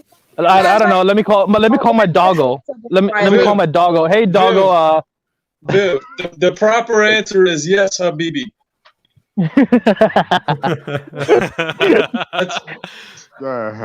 Just say yes, Habibi. That's the proper answer. Yes, let's begin with that. All right. So, I think where were we? You were saying, oh, just go sit on the couch. Hey, don't tell me what to do. First of all, and is the dinner ready? What do you gotta say now? Just pretend we're married for like it's in some weird universe. Just go ahead with that. Yeah, dinner would probably be ready. You did say married for life, right? No. No, we've been married for 10 years. Okay, yeah, dinner's always at 7:30. It doesn't matter when we're married. We could be married like yesterday, or we could have been married like 10 years ago. So regardless, we could be old, we could be young, whatever. But all right, so we're just on this conversation basis, right? You being what you are right now, and me being me. All hypothetical. Right. I'm on the same page with you, Woody. All right. So let's continue on the role play. What I want in this role play right now, I want conversation between Woody and his wife Vivian. And go ahead and Woody. Closer, Woody. Oh my God. You're pissed Get off. closer, Woody. Okay, yeah, dinner's ready. Vivian, we're doing role play. So I want you to actually jump into this role because Woody is in the role. Now I want you in the role. Okay. And all right, ready? We'll see who walks away. Okay. Okay, are we starting over Show me from why the they call you beginning? Woody. Ready? Action. All right.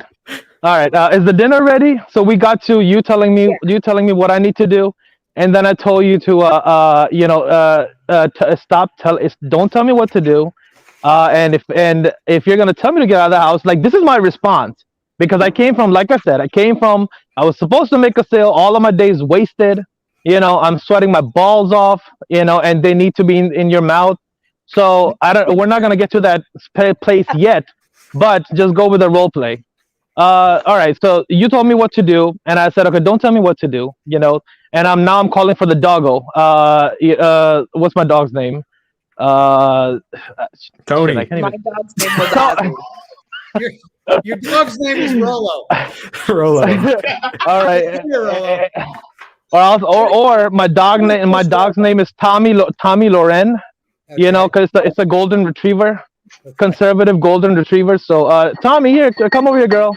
My wife's telling me what to do. Can you bark at her or something? And all right, what's your response? You got to say something back to me now. I would probably just be laughing, just like this. All right. Why are you laughing? Now, okay, you laugh, right? Why are you laughing? For levity, to ease the tension, because you came into the house already mad, and I have no context as to why you're mad. You said you were supposed to make a sale. I tried to make you comfortable. I didn't use the right words when I said what I said. All right, Vivian, stop talking. Sorry. You're talking too much now. Is my scotch ready? Is my scotch ready? Yeah, I have your drink. Here you go. Well, this only has 3 cubes of ice. I want 5 cubes of ice. Are we having an Islamic relationship? Because I'm sure you probably should have punched me in the face. It doesn't matter. I'm a hybrid. It doesn't matter. All right, so you gave me you put 2 more put 2 more cubes in it. All right. Cubes, babe? Woody, they are human. They are human. You have to Hold have on. to, Hold on. they have limited energy.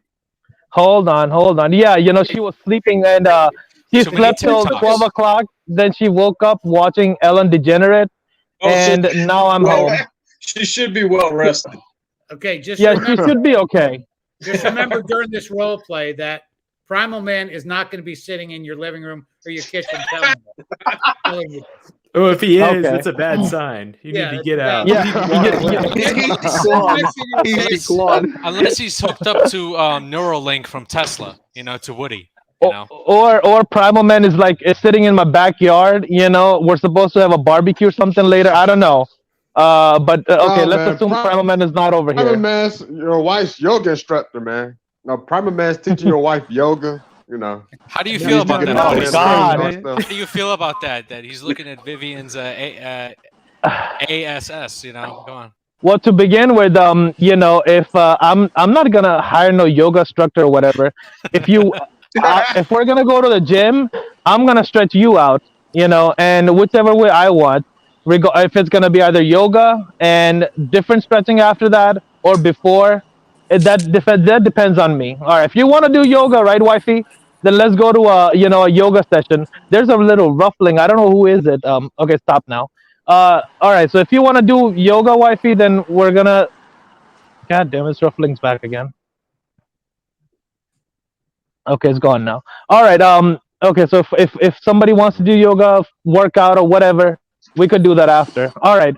So okay. So now I'm in the house. You got my scotch.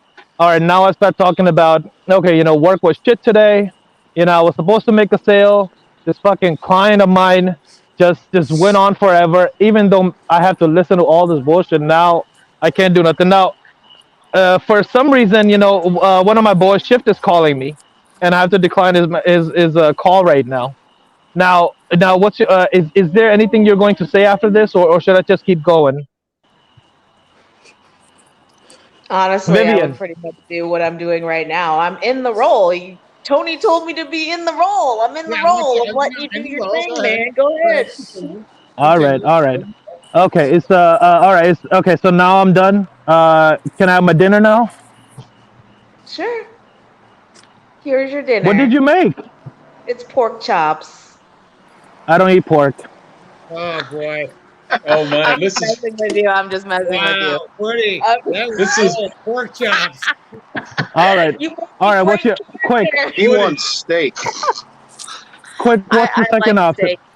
It's we have steak, roasted broccoli with the balsamic vinaigrette, red peppers, and garlic, and on the side there's a little bit of I don't know, sliced avocado.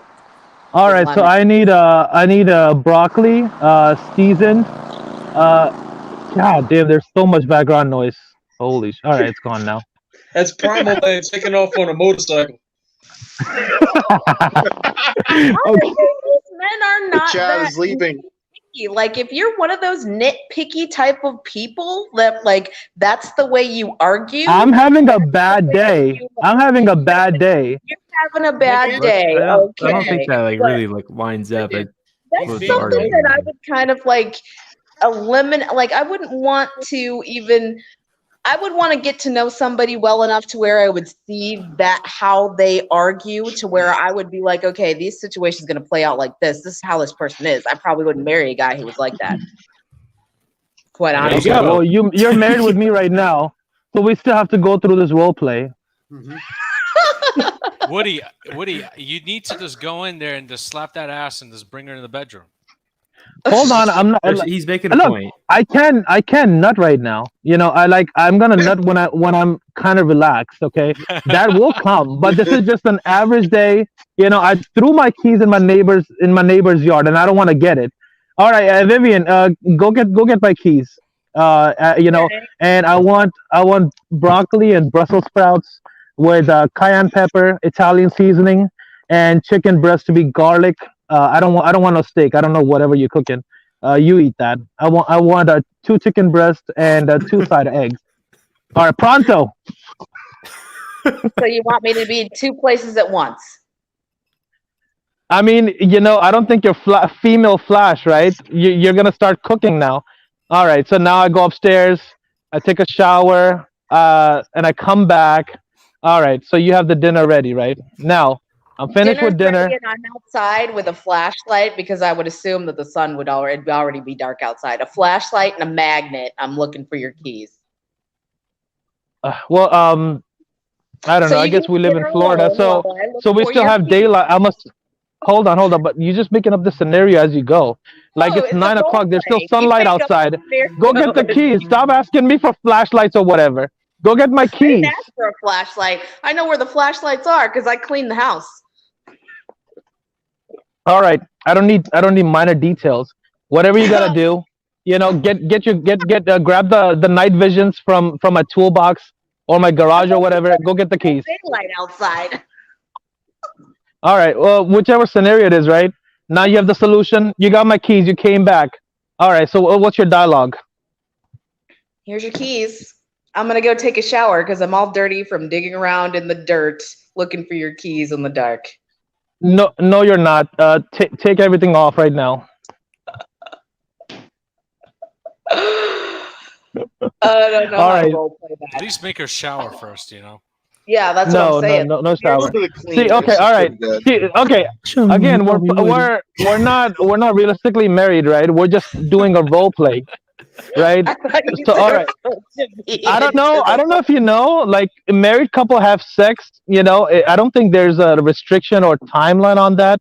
I don't know if you, So all right. So now you're kind of, I don't know how to answer that. You just say yes.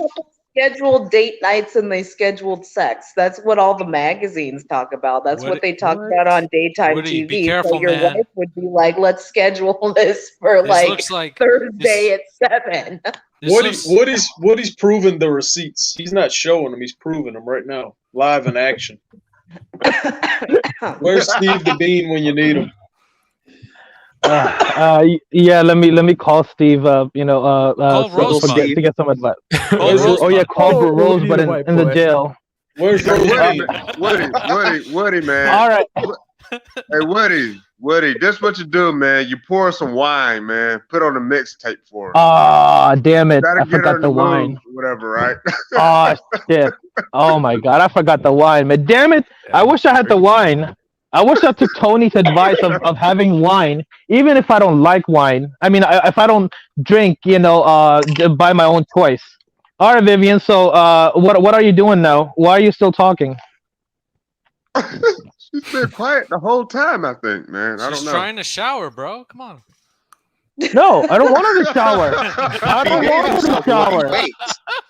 Woody likes the musk.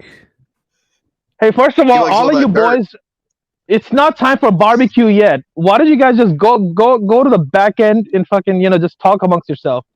I'm trying to fuck my wife right now. All right. This is the part where you belly dance with incense. And this is where the wine comes out from the headboard. Here's where the wine comes out. Listen, Rosebud appears. Okay, well, Uncle Rosebud. Oh man.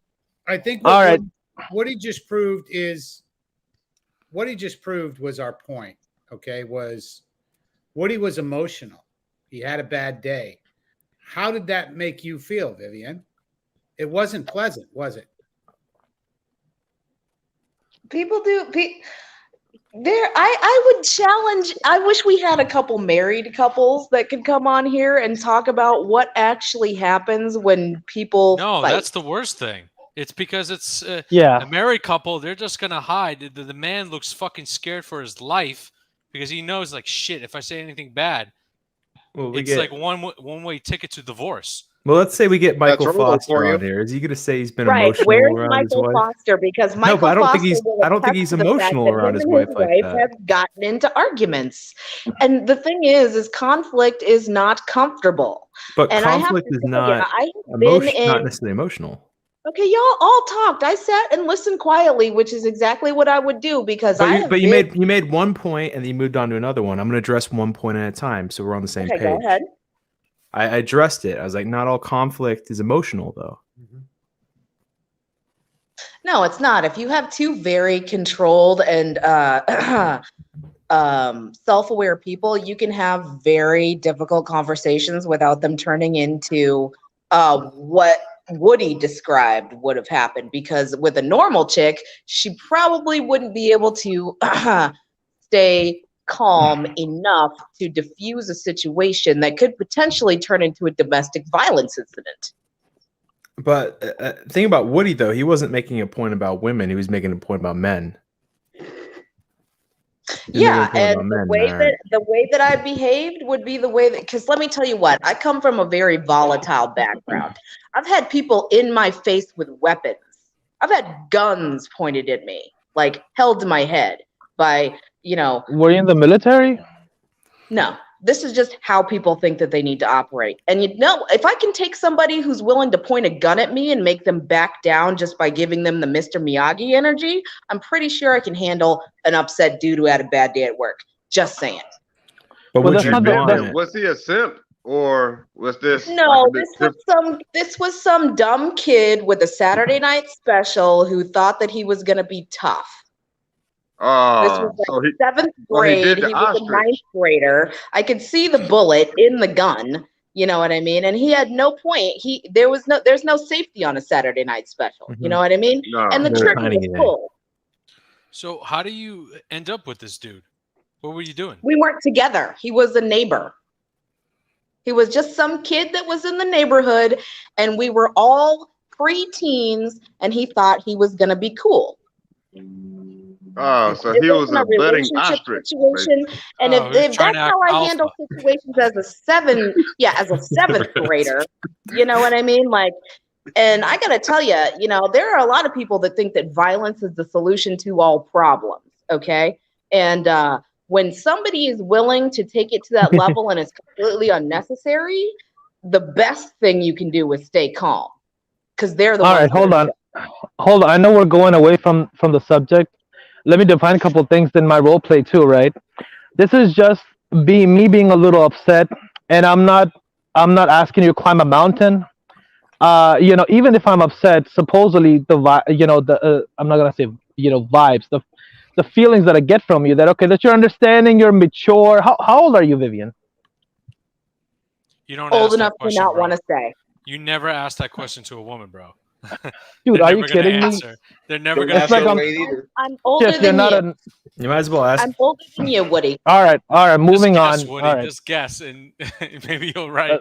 I don't know. Around 35. I'm assuming. I don't know. Sure, I'll take 35. All right. Because I'm between 25 and 60. All right. So you can take a guess. All right. So all right. So going forward, right? I wasn't asking you to climb a mountain. Yes, I was a little upset.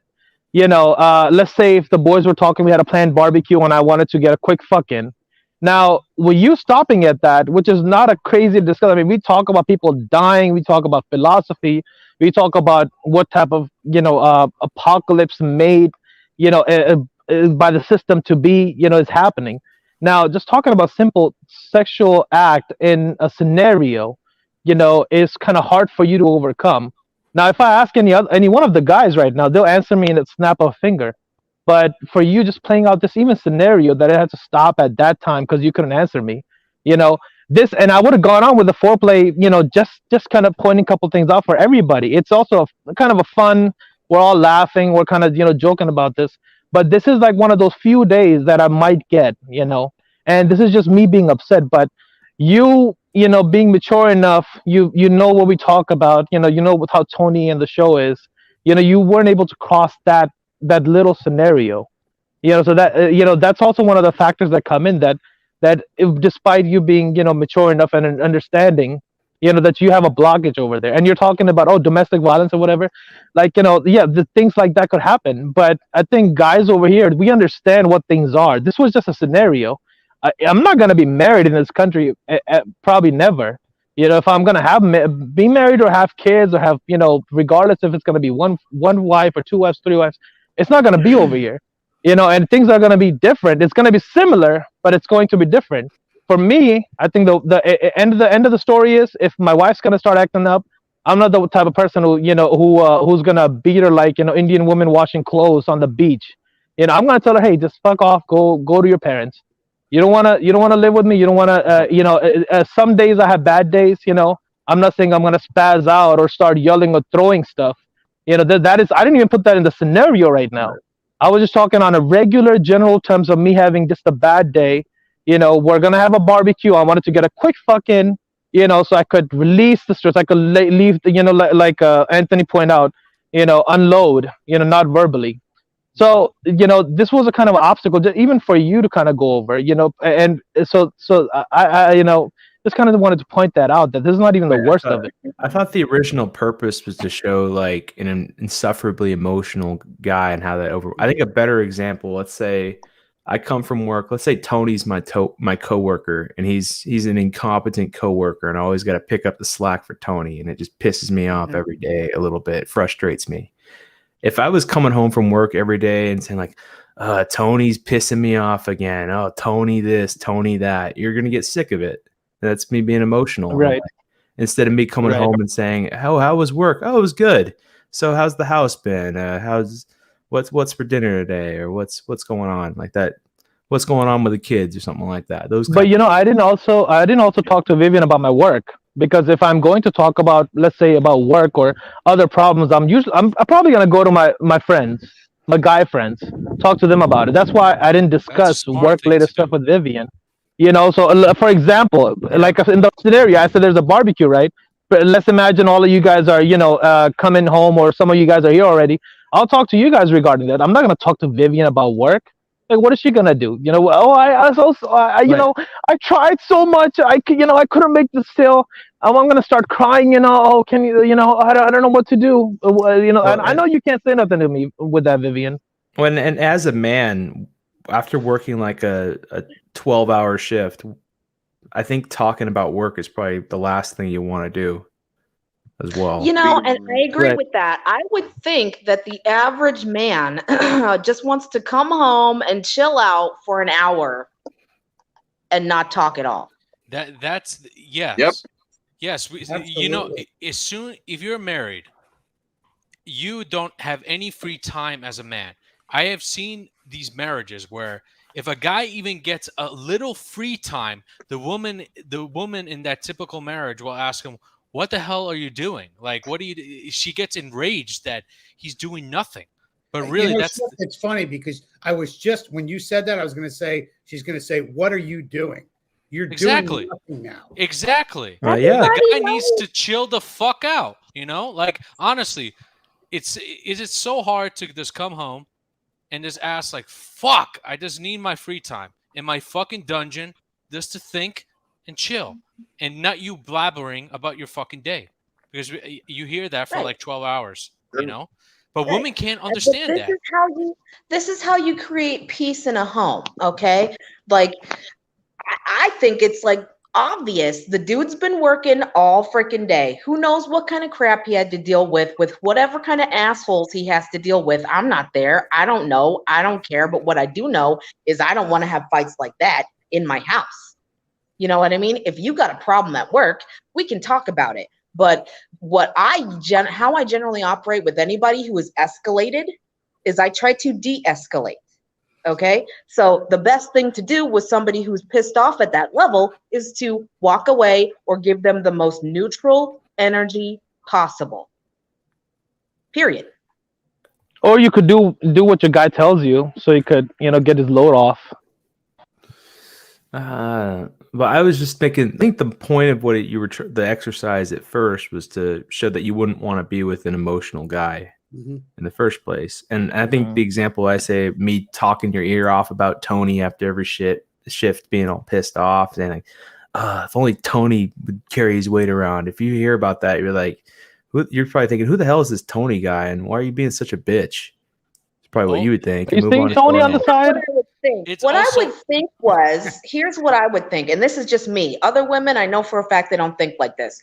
I would think, I wonder how I could introduce him to some information that might help him improve his people skills so that either he can shut Tony down, no offense, Tony, or manage his time and space better so he doesn't encounter Tony. But not many men. But here's the thing, though. You have a man. I wouldn't say. Listen, but you have a man that can already shut down Tony. I would not say, hey, babe, have you ever thought about doing X? No, I wouldn't say, hey, babe, you should blah, blah, blah. I would just figure out a way to slip it in there so that he would think that it was his idea. Oh, hey, I found this information. It was my idea. I'm going to try it out on Tony at work. And if it works, oh, hey, he came back happier last week.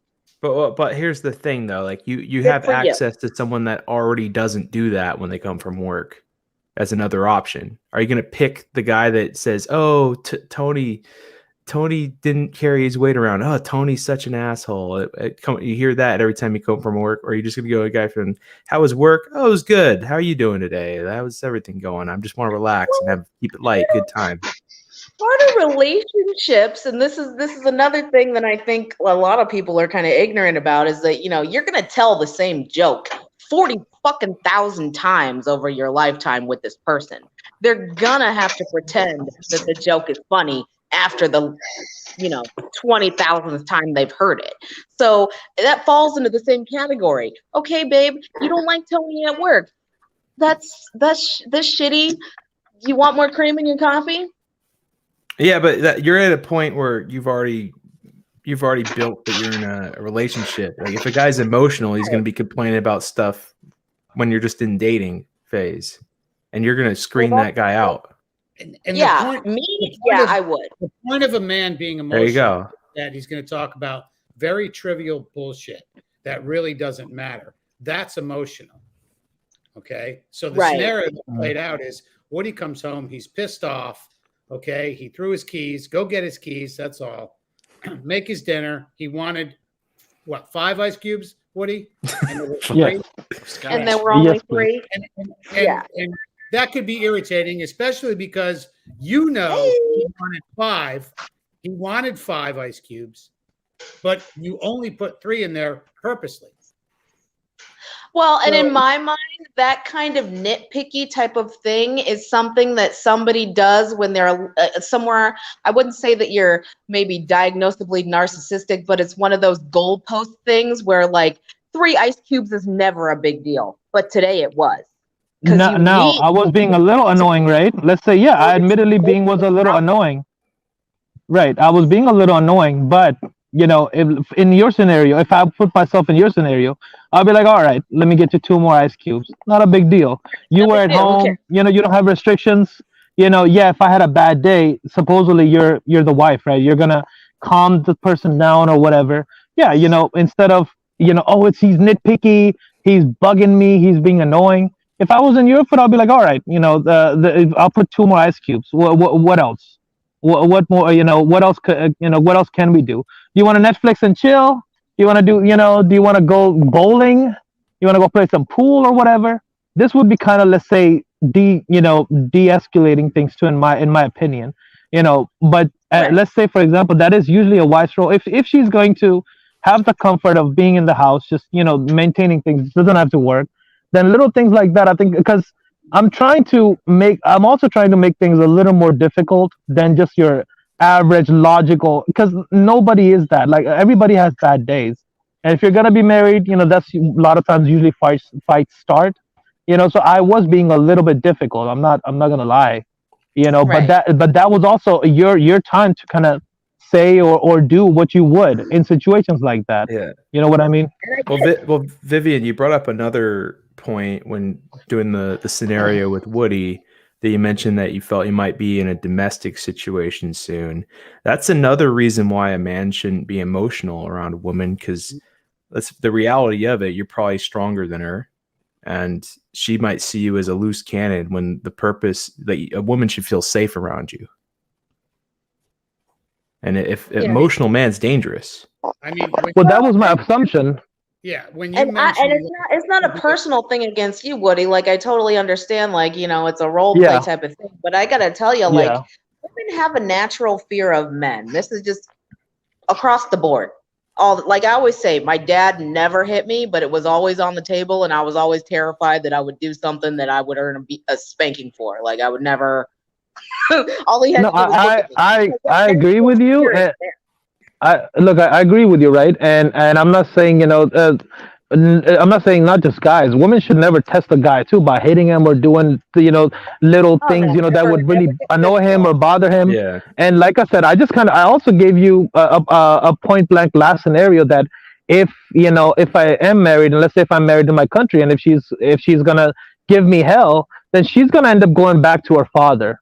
So that's what I also wanted to point out, because I'm not hitting or beating on people. I will defend myself. Let's say if I get attacked or whatever, I will defend myself, but that's a totally different situation. Now, me just being annoying and putting you in that scenario was also looking at your response too. So again, that domestic violence thing, that would never come up, because you getting to the point of being married to me, you should know this by now, that I'm not just blatantly gonna, I don't know, machete you or something, or throw stuff at you. This should be like established, I don't know, yeah. I want to ask the other guys on the panel. I want to ask all the guys on the panel right now. When she mentioned domestic violence situation, did you guys find that as kind of a defense trigger? Like it was almost like a threat, like this could be domestic violence. That's the way I saw it. I mean, that was almost immediate. Yeah, I feel that way too. Yeah, and it also. Why did we bring up domestic violence? I'll tell you why. No, wait, I'm not done. I'm not done. Go ahead. The reason I say that is because now that's a response. So what happens is, in a situation like that, Woody had a bad day. He's emotional. But all you have to do is dial 911, and guess where Woody spends the night? For no reason at all. This is why you don't want an emotional man. Period. You are proving our point better than we are. Especially well, then I'm helping the situation. Well, then I'm helping a lot of men by having this conversation. Absolutely. Because I really do think that it is important, if you are going to engage in conflict and it is intergender, that you fight fair. Both sides. But men and women don't. Because women will do the same thing that you did, Woody, where they set up impossible scenarios. Like if that was a real scenario and it was a real couple and they had this arguing problem, to where one or the other set up impossible to achieve and movable goalposts, where it's like, you want me to be in two places at once. You not only want me to cook you a whole nother meal and you're going to be mad because you're hungry and it's late, but you also want me to be in another location finding something in the dark by myself, then you really cannot please the person. You cannot make a right move in that situation. And what you do when you put a woman in that kind of situation, or when a woman puts a man in that kind of situation, instead of them performing either task, they become more combative. Well, you just proved the point. You don't want an emotional man. I mean, you don't want an emotional woman either. You need. We don't. These are personal skills you have to develop in communication. We don't have a choice. Women are emotional. Men are logical. This is why you prove the point so easily just in this conversation that you do not want emotional man. At the beginning of this, you said men are emotional. They have to be emotional. You proved a point. You proved it yourself. We shouldn't be emotional. I'm not saying men aren't emotional. I'm saying we shouldn't be emotional, because this is the outcome. The outcome to me was, oh, I see domestic violence coming. And right there, I'm thinking, what did that have to do with the scenario? Because Woody threw his keys. Because Woody threw his keys. Because Woody wanted 5 ice cubes instead of 3. The reason that I said real quick. Let me just of engagement. The style of engagement is what leads to domestic violence situations. When you set up movable goalposts, when you make impossible to achieve scenarios, like trying to demand somebody. Let me stop you right there, real quick. How is that Vivian, how is adding 2 ice cubes to a drink an impossible? No. That's not only that. Hold on, because I have to clear this up. Now, yes, for being, let's say, a little bit on the edge, I would say pronto, right? but I am not gonna attack you or throw stuff at you or come at you with a knife. I never implied that. You know, you could listen to this again. Not only that, but let's say when I said, okay, you got the keys, or assuming you got the keys, right? Okay, now I'm gonna go take a shower while you're cooking dinner. I never expected to to be in two places at once. I was kind of going by task, so that should also be implied already, that I'm not expecting impossible standards. That's why I said that I'm assuming you're not female Flash, right? Like the Flash, he could move around very fast. The comic book character, that's why I said that I am assuming you're not Flash. So just do things at your pace. But I never implied any type of violence, nor am I implying that you're going to get things done within the time period. And see, maybe this is the difference between the way men and women communicate. Like, you really do have to clarify, and men are clear, not confusing. If you are a confusing communicator, you're going to end up having a woman who throws temper tantrums and reacts to everything you say in like over the top ways because she's frustrated from being confused. Mm-hmm. Women want to please their man. And if you set up scenarios where she cannot accomplish that, she's going to end up super pissed off no matter what you say. Because he's emotional. He was emotional. You proved it again. Mm-hmm. Rather than just communicating in a clear and concise way. Do you still want this emotional man? It would depend on what the rest of the relationship was like. Was this a one-off? Looks, money, status. If he's hot enough, he has money. It does not fucking matter. If you just prove the point, you just prove the fucking point. You prove the fucking point. That matters. Why? No, I don't think he's cursing at you. It was just saying it like in general. I don't think he's cursing at you or attacking you in any way. You cannot. Let me finish my statement. Go ahead. It would depend on what the rest of the relationship was like. Was he consistently kind and open and communicative in a positive way that moved us forward as a couple all of the time? And this was just a one-off because maybe that deal has a lot more writing on it than just, oh, I needed to make a sale today. Maybe we got some bills due that the lights are about to get cut off or something. All right, who asked you out with Vivian? Did I ask you out or you asked me out? What'd you say? Vivian, who asked you out? Who asked you out? Did you ask me out or am I asking you out? I've never. I don't ask guys. Okay, I asked you out. No, I'm the charming one. Damn, I'm the charming one, right? I'm the one making the money. You using game? I mean, like you mentioned that like the rest of the you mentioned the rest of the relationship. Data. And where like the rest of the relationship where you're getting pushed forward, where discussions are pushing the relationship forward. When is the emotional discussion where both people are emotional? When does that push the couple together onto bigger and better things? Like, I think a logical component is a big right. part I of think that what happens, and I've never had a man actually do this, but what I would think would be a scenario where an emotional conversation was taking place and it moved the relationship forward is when you guys are expressing to one another that, okay, I understand that we've made some mistakes, these kind of issues, we need to correct this, let's do this, let's do that. Isn't that logical? No, well, see, I've never been in the scenario to where a guy has actually had the kind of conversation with me that it would actually move us into a state of we're together now. You know what I mean? Like that would have to be a state of vulnerability and non-volatility involved in that in those kind of conversations. Okay, let me back that up. I've never experienced that. I don't even know. I don't even know if people are like even capable of possessing that skill level. I don't know. Are you saying you need the man to be vulnerable? I'm saying both parties need to be in a state of willing to communicate difficult things without becoming volatile, and actually connecting with each other with empathy and compassion. That's wrong. You can't.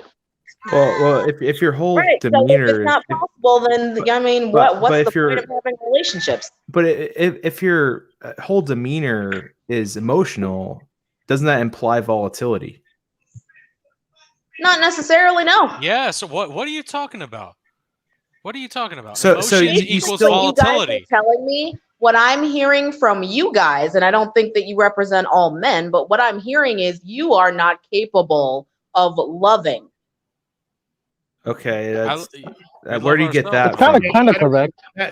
Hold on, that's kind of correct.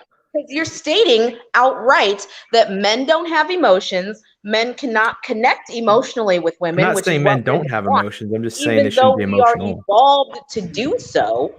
No. You're completely getting it wrong.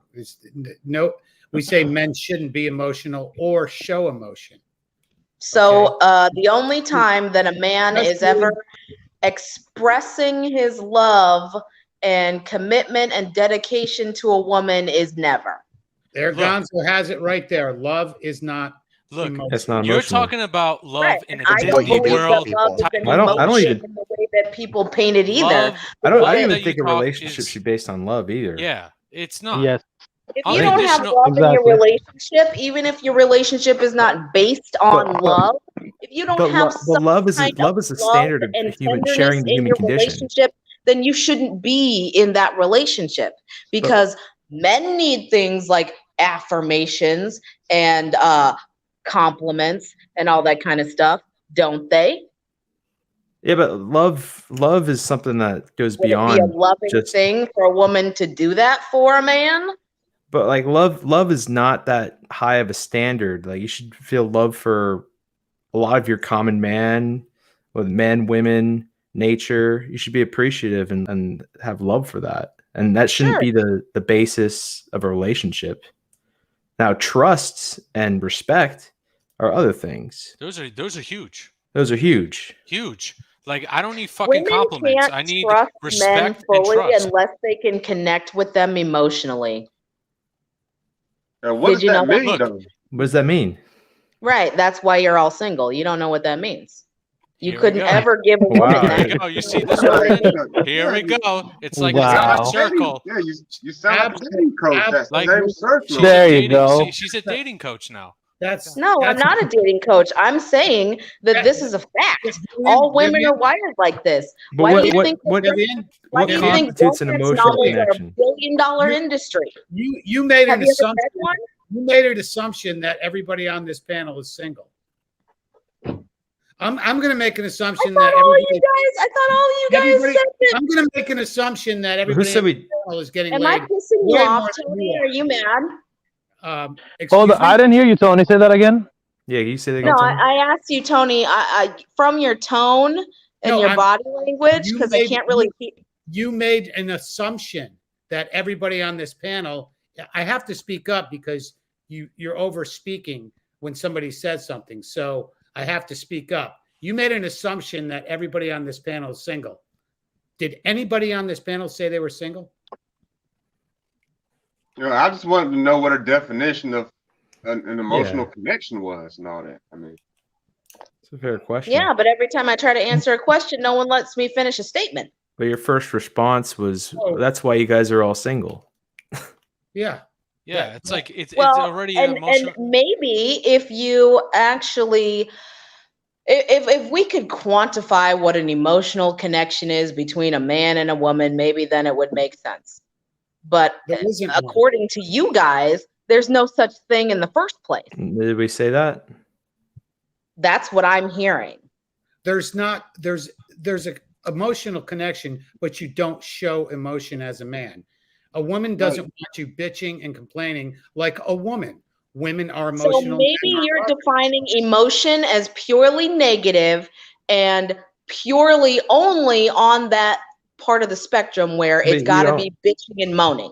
But you don't. Well, it's not. It's not always. Anyway. Well, Yeah, not always. that's You don't the want whole to show when time you're we too get called excited emotional. either. I mean, You don't every want time to. You don't want to show somebody- yourself getting too excited. Oh, go ahead, Guys, JP. one at a time because I can't really understand anybody. JP, go for Right, it. I can't understand anybody either.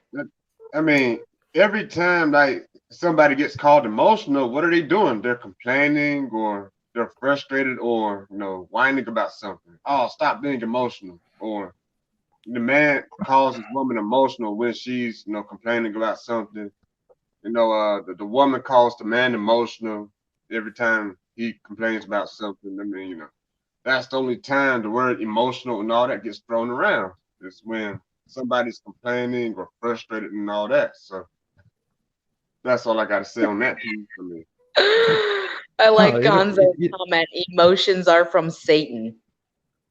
I mean, you don't have to show. It also shouldn't show when you're too excited either. Like the girl, if the girl So doesn't get it.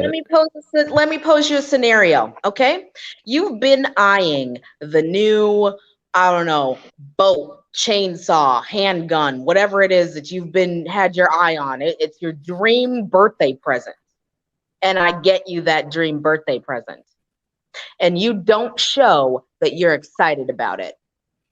I thank you for it. I would appreciate it. We just wanted to fuck. Like, what the fuck? Well, I don't need a fucking boat. Exactly. I mean, I would show my appreciation. I wouldn't go like, I wouldn't be like, oh my god, you got me the best birthday present. I wouldn't do my that. Wife is to suck my cock. Like, honestly, let's be real. I'll give a scenario. I got a gift yesterday from a woman, a very nice gift. I thanked her for it. I didn't get emotional. I thanked her for it. Yep. I said that I'm very appreciative of what you did. You didn't have to do that, but I appreciate it. And that was the end of it. Plain and simple. Yeah, but was that your spouse? Does it matter? It doesn't matter. Oh man. So here's how I would process that. Okay, so I put a lot of thought into getting you that gift. I made it a big surprise. It took me weeks to make this happen so that it would be a secret. You would never find out that it was coming. I wanted to see you get excited. I wanted to see you be happy and blown away that I bought you your dream, whatever it is. I was very happy. Listen to what I'm saying. And so when you just show me some flat affect and be like, thanks. Well, I really appreciate wait. Did I say I'm that? crestfallen and severely disappointed because I didn't get you the gift because it's just the gift. It was the gesture. It's funny you said that because that was exactly what I said. I said that was the exact terminology I used. What a nice gesture that you did for me. That was the exact. Was there a hug involved? Did you hug her? There was a lot more involved. Okay. So you're not giving all the details, but you expressed emotion then. Hey, don't you think that's being manipulative though? I mean, give us somebody something. Yeah. Vivian wants to control a guy's emotions and their reaction. It's not about controlling emotions. That shows the. When you give a gift, this is why I feel like it's just impossible to make people happy. Well, you bring up a go ahead, Tony. Yeah, when you give a gift, okay? You give a gift for that person, not for yourself. Okay? I know when I give a gift to somebody, it's not for me, it's for them. So the way you explained it was that you give me a gift and you're expecting something in return. No, the only thing I expect in return is your joy and appreciation and excitement at getting something you wanted. You can't be promised joy all the time. You don't always get that. Joy is a fleeting state. The only thing that's consistent is peace. And this is the problem with women. These emotions, these volatile fear, greed, joy, jealousy, all these other fucking useless emotions that are fleeting, they're useless compared to awareness and peace. And women always constantly attack the man's peace. Well, what makes you entitled to them being happy about your gift?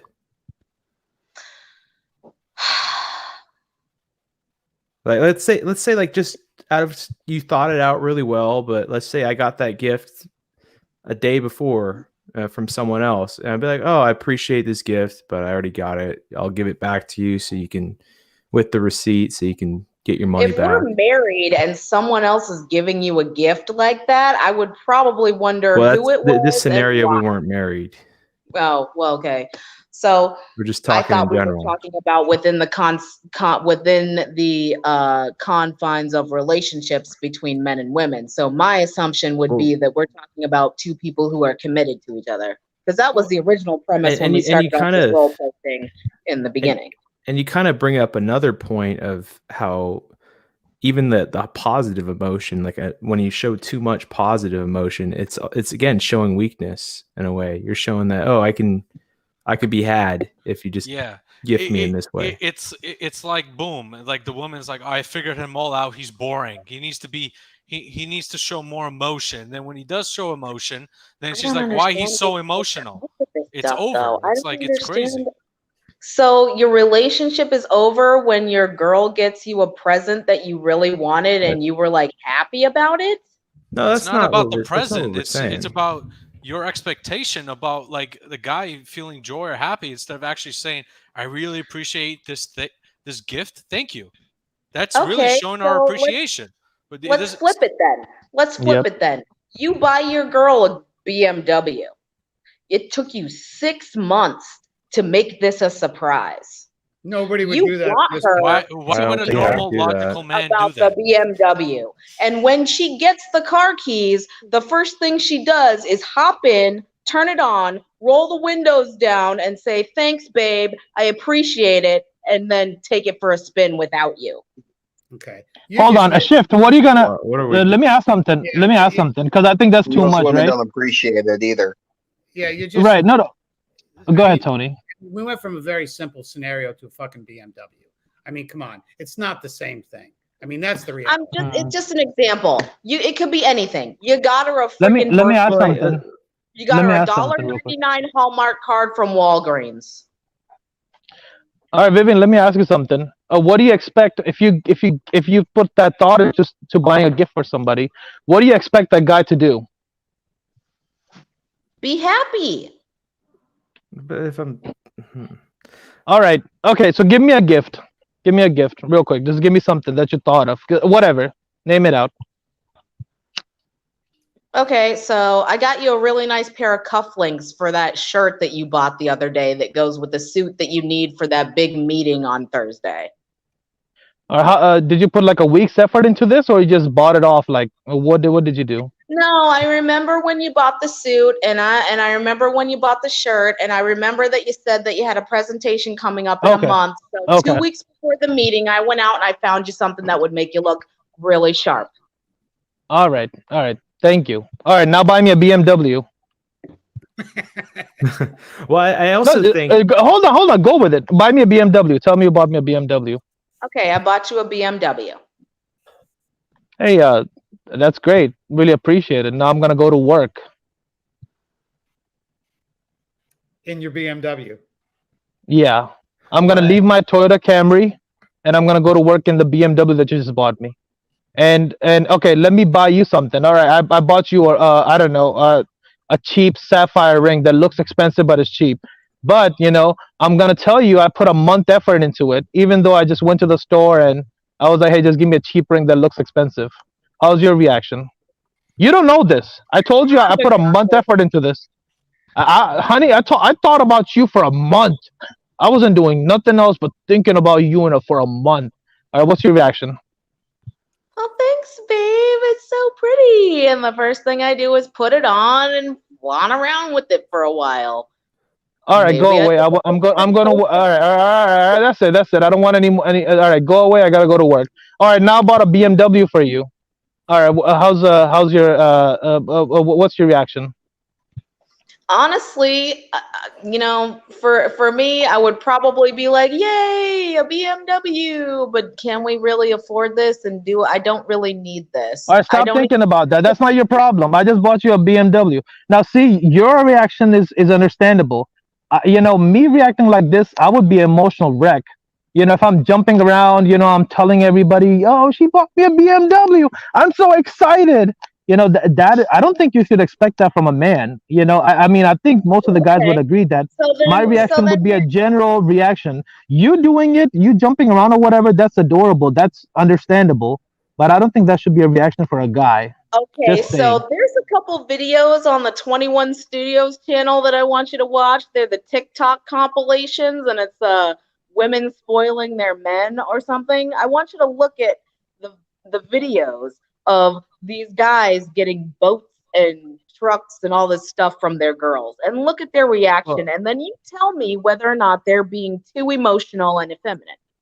Well, here's the thing though. If I'm getting, And we'll come back to that later. if I'm in a marriage with someone, like, and the idea is that you're in a functional, you're a team in a way where I'm bringing in I go to work, I bring in the money, I maybe do some of the more physical work, and she kind of manages, runs the home, takes care of things, makes sure everything's running good. It's a team. Now, if I'm making all the cash and then I have an expensive gift given to me, I'm gonna think, like, why is that going to make me super excited? I'm still paying for it. Right. And that's the other thing. That's the other catch-22. Like, if you don't make your own money, you can't even really spoil a man properly. Like they say that you're supposed to spoil a man because you're still spending his money.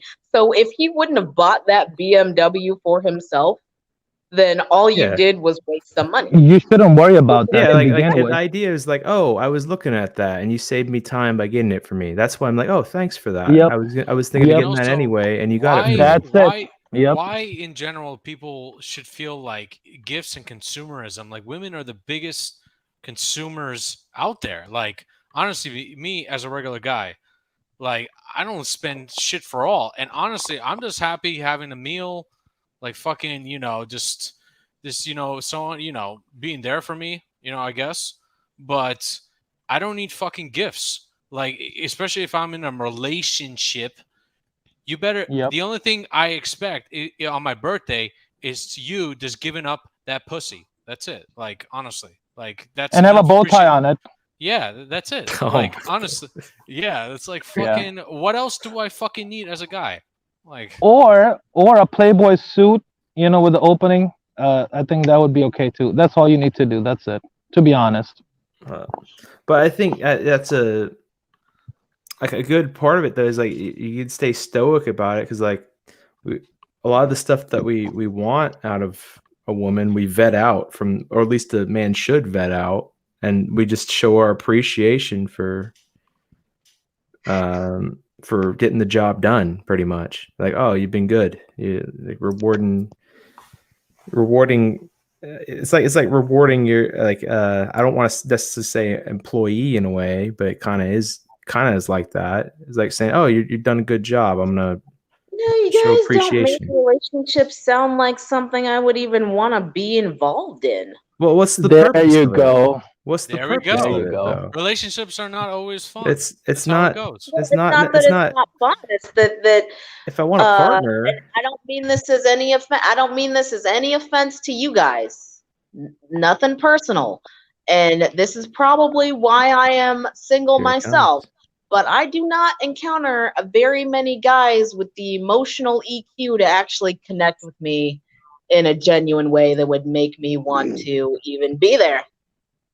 Because honestly, sharing emotions is weakness, and also it just means you're asleep. It means that you don't, you can't. I'm not gonna date you. Your emotions, sometimes your emotions are not really yours. You're just consuming from. You're getting information from the outside, from the media, telling you what to do, and you think that's your emotions, but really, you really got to focus on that awareness and that consciousness, and that's something that you got to do by yourself. And women has to do that too. But God, you know, women doing that nowadays, forget that. You know, it's like for men nowadays, honestly, the only thing that is constant is awareness. You have it when you're born, and you have it when you die. I think the word emotion is just like the word submission. It only conjures up negative. There you go. There you go. Most. Hold on. What she said? What she just said? Vivian, what did you say? Say that again. I said, I think the word emotion is just like the word submission in that it only conjures up negative connotations. For a guy, yeah. If you're emotional, it doesn't matter, but you have to follow a guy's league, or you're not gonna have any respect for that. And if a guy's emotional, then he is submissive because you can manipulate that. Vivian, do you see any men centers for emotional needs? Do you see any nowadays? No, and in fact, there Exactly. needs to be because there are a there lot of won't be. men that are dealing with emotional no one gives a problems shit. that they really No one need help gives- with. No one gives a shit about men's problems. We're here to perform.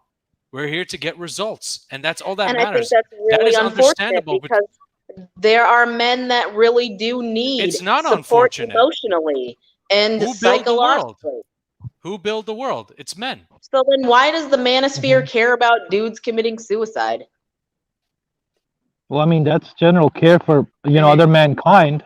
Isn't that an Well, emotional Vivian, problem on the part of a Vivian, suicidal I person? can answer that. The manosphere cares because a lot of those guys are grifters, and a person that also sells is a potential customer lost to them. So That too, yeah. Anyway.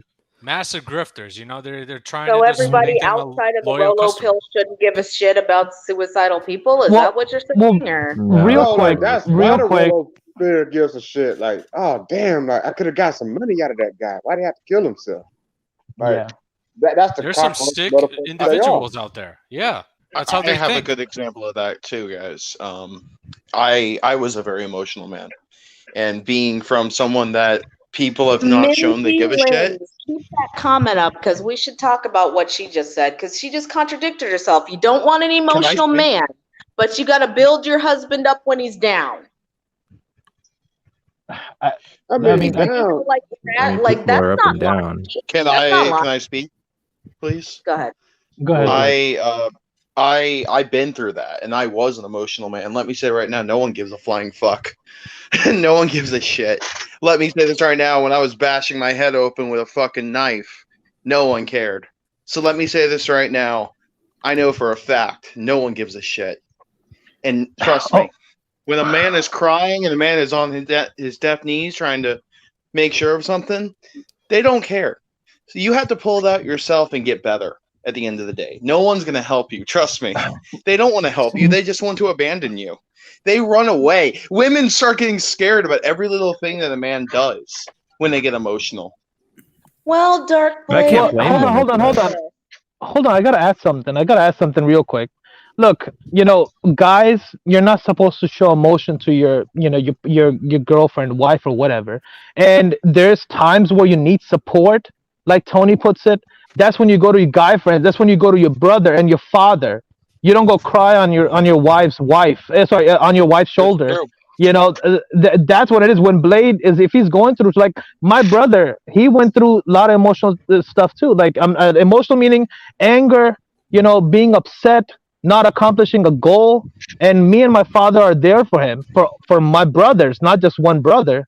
But that's where you go. You go to your support system. You go to your guys' friends. My guys, when we talked about a lot of deep stuff and problems in their life, they cried to me. And there's some instances that I did cry to them too, just because we were open. And we're not gonna do that to our girlfriends or wives or whatever. But that's the time when you have somebody that you can trust and you're close with. I don't care if other guys agree with me or not, but there's very few times that very close people, and that's male figures in your life, that you can open up to. No, don't cry all the time. You're not supposed to cry, or when your father or somebody close to you dies, that's the time. Yeah, you have to cry. You just have to, But you do that either with yourself or with your trusted fellow, brothers or fathers or close friends. And we go back to what I said way back when, about an hour ago. When a man reaches out for something, it's a very, very big deal because men do not want to be emotional. Men's a good point that men have emotions, but they're not emotional. That's a great statement right there. Okay, and we don't want to get emotions mixed in with feelings. Feelings are not the same thing as an emotion. Just not the same thing. They're two different things. Women are emotional, men are logical. I mean, you know, and Vivian, I appreciate you coming on here, but you did Definitely. prove a lot of our points that emotion will never win over logic. And that's the reality of any relationship. That if a relationship, or if two people are emotional in a relationship, I don't care if it's a marriage, if you're dating, it's a losing situation. Period. I mean, it is. There's no way around it.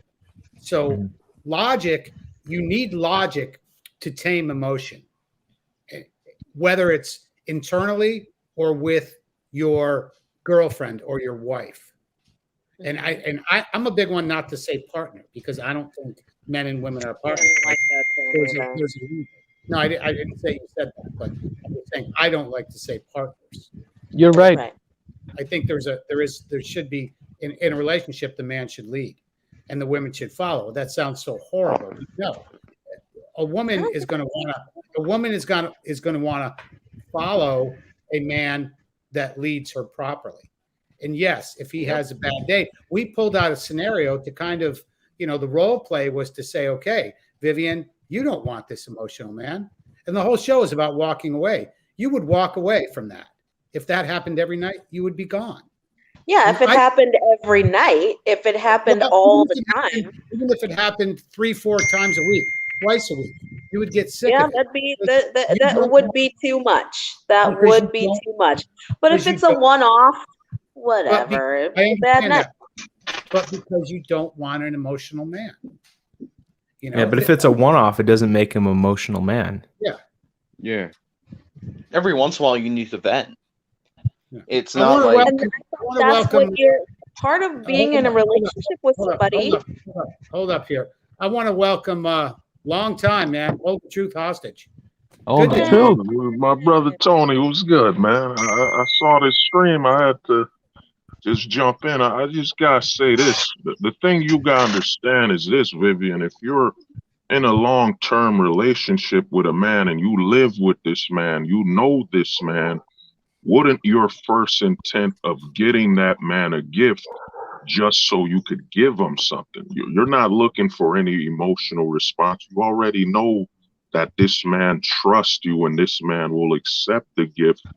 And unlike the television and all these Instagram videos where you don't even know these people who could be lying and so on, you don't need an emotional response. You already know this man. So what is the matter with him just saying, okay, thank you, and he moves on? What you're basically suggesting is that you want a man that is led by his need to achieve emotional validation from you. And what happens with that, like Tony was saying, is that that's a recipe for destroying your relationship, because now this man becomes dependent on you achieving an emotional level for the relationship to stay alive, and eventually becomes predictable, and eventually it just becomes a matter of one-upping your emotions. So he made you happy with a ring. Now he needs to make you happy with a car. He needs to make you happy with a vacation. He becomes a slave to your emotional validation, and that means you no longer are with a man. You're just with a tool that needs your emotions. You know, that's the way I look at it. Well, I will say that gift giving is definitely not the top on my love languages list. Like, I personally don't really care about material items to that level. No, love language. Oh, give me a break with this. This nonsense. This absolute nonsense. Okay. Gift giving, love, touching, whatever. All right, but you all say that you want sex, right? But there's no touching involved with sex. Oh, there's absolutely touching involved with sex. So it's not but it's not a love language. What the fuck is that? Oh no, it's just the sex. How is sex a language? Like, what the fuck? It's just kind of weird. Like, we're talking. But if love's something you have with just your fellow human, according why is to it a language? What you guys are saying, and I don't think you guys represent all men, but according to what you guys are saying, there is no way for a man and a woman to emotionally connect. There is no way for a man and a woman to be emotional with each other and it be a healthy thing. there is no way for men and women to communicate in a way that actually creates a bond. What's the point of relationships? Now, first of all, nobody ever said any of that. Yeah, Nope. none of those Well, things. that's what I'm But- gaining. That's what I am hearing as being implied in what the statements are. And Nobody's- that's the difference between how men and women communicate. The difference between it is because we're being logical and you're being emotional. When you said the word implied, that is an emotional response to what we're saying. It is not a logical. We've all been couple pretty of different explicit. people on this stream, like not even 10 minutes ago, said I was implying things. So are they being emotional? Who said you were implying things? A couple of people. When we watch it on the replay, we'll get it. Yeah, but the thing is, Vivian, you're saying that for a man to qualify for a relationship with you, they have to place the emotional value above things. You gotta understand that a man, a relationship is about routine. This is what you're basically displaying is why the modern relationship won't work out, because women have become at the point where they're against the goal of a relationship, which is routine, where a man will know where you're going to be, when you're going to be at home. It's all the goal of a long-term relationship is predictability. If a man can predict you're going to be at work at this time, you're going to be at home, now they can set up maybe a surprise, maybe something you want. The whole goal of a relationship is trust, routine. The whole love thing, that's the starting point for some relationships, but it's not the main goal to keeping it. What you're basically suggesting and what everybody here is telling you is that a man doesn't need to show emotion. He needs to be reliable. He needs to set up a routine you can trust. What does emotion have to do with it? If a man's emotional, he's unpredictable. If he's unpredictable, he becomes dangerous. You know, that's what Woody and everybody's trying to tell you.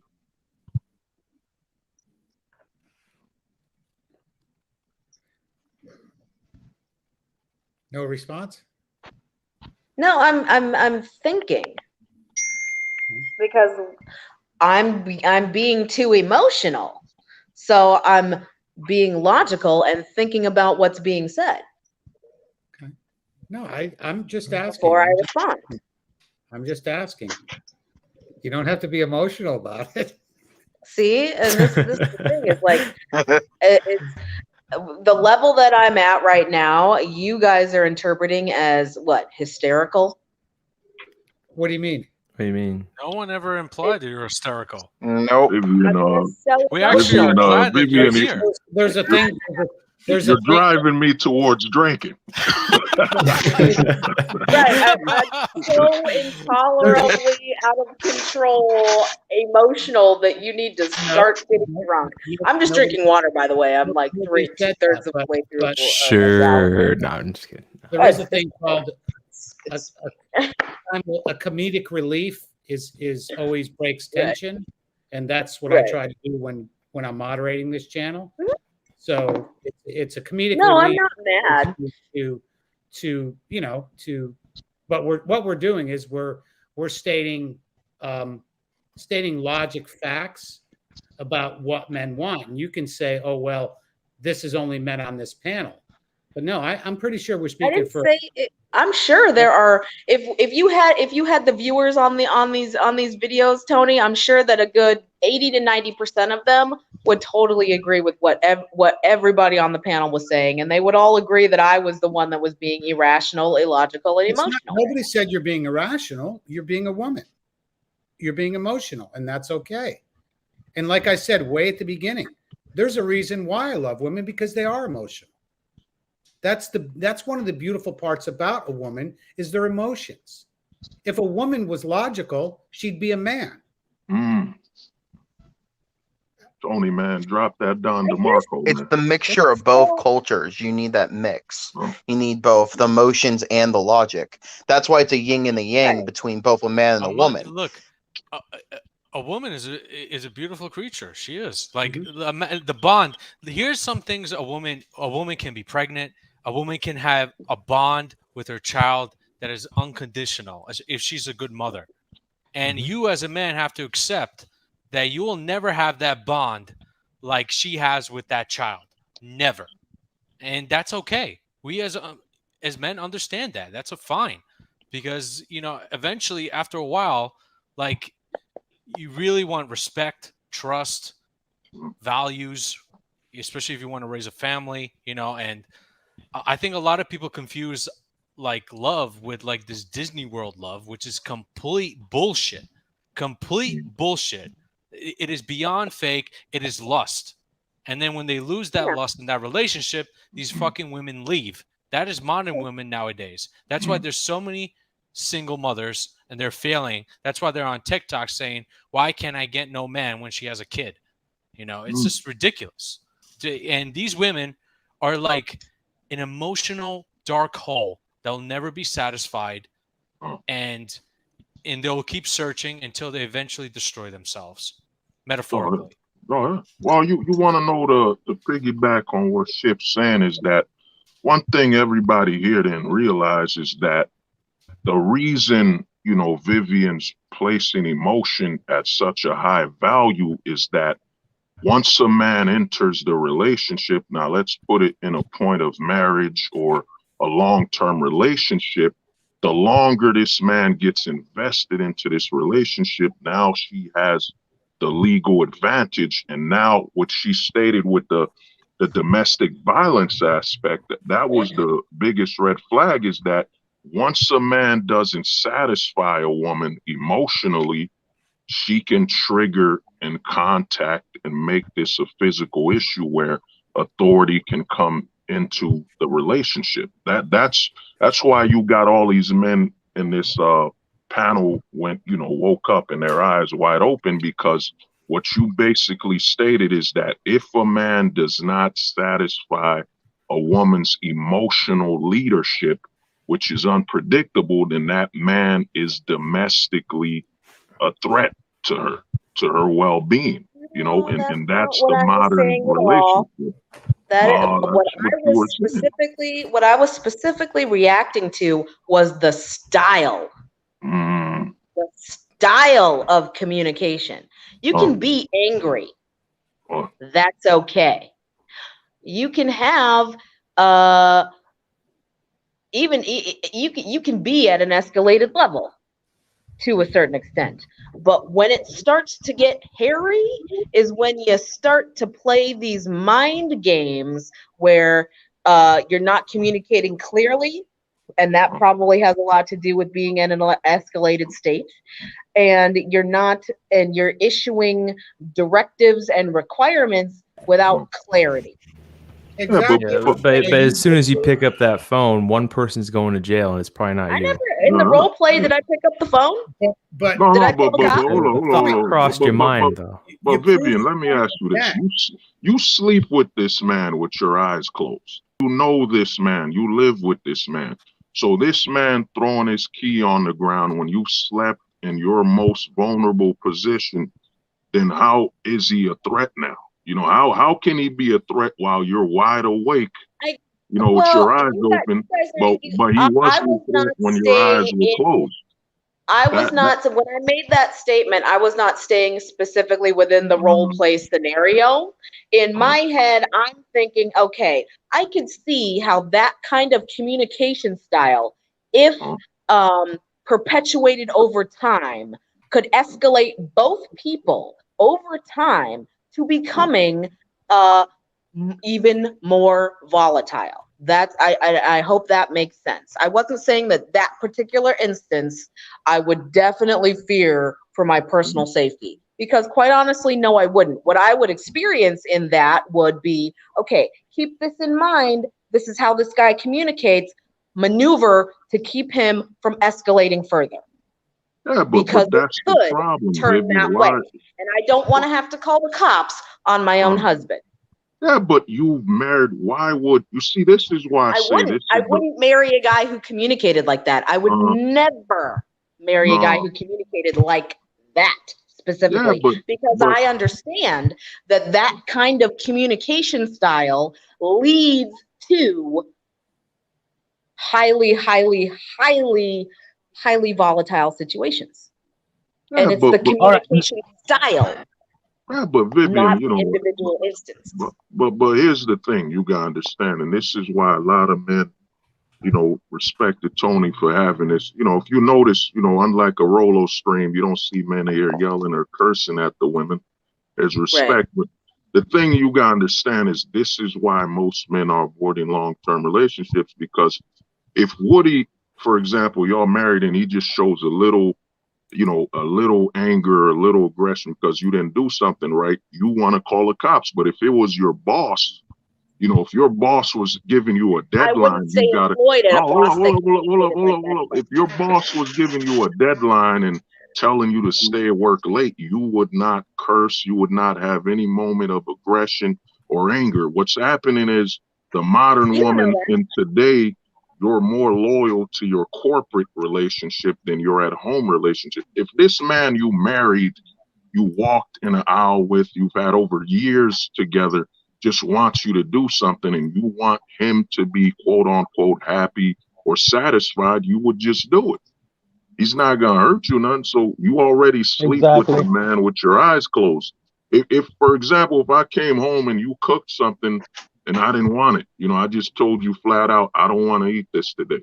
You're supposed to say, well, you know what? I'm sorry. You know, I'm sorry you feel that way. You don't want to eat it. What else do you want to eat? This is the man you sleep with that protects you, that ensures your safety.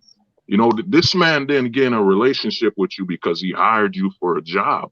This man got married to you. He's living in a home with you. You're supposed to say, well, I'm sorry you don't want to eat this. So what do you want to eat?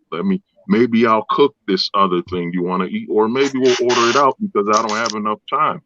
Well, that's how it's supposed to be. Hold the truth. Right, Let's just wait a minute here. Truth. I agree with you. Wait a minute. But go ahead, Pat. The young men today, their wives are protecting them. Okay, so let's not say the men are protecting the woman, because the men today, the young generation, they're pussies. All right, they're just weak. The women are running the show. Pops, if you say that, then whose fault is that? Who raised them that way? If that's the scenario. It's not about whose fault it is. We're going into. Of course it is. No, wait a minute. Back up. We're answering one question at a time. He said that the men are protecting the woman. That doesn't go with me, not with the young generation. Now, maybe Tony, yeah. My generation, maybe even yours hold the truth. But these young kids, like 25 to 30, they're wimps. The women are running the show. They're smacking their husbands. They don't even got to call the cops. They're scared of their wives. This is ridiculous what's going on in this country. And this is really in America and all the Western cultures, Europe. Right. But in the end, right? You go to South America, you go to like an Arab country, the men are running the show. Okay, we, the men, the high-ups, put laws into effect that give the woman power. This is an American thing. This has been designed to do this. Okay, they want double income. I get it what you're saying. But let's say even the most pussified guy, he still has to, in case they're getting attacked, you know, regardless if it's home or on the street, he's the one who's going to get attacked first because he's the main threat. Whether he wants to fight it or not, it doesn't matter how much of a pussy that guy is. That doesn't matter. You know, the girl's going to hide behind his back. And what is he going to do? And anybody who is going to attack or rob you, he's going to attack the guy first. So either you have to be a man in that scenario, or you're going to have to take the beating. You know, so it doesn't matter what it is. The guy's going to get the worst end of it. How do you know the woman ain't going to go and attack the guy trying to rob? What is the woman going to do? What is the woman going to do? Do you see what's going on in this country in the protest?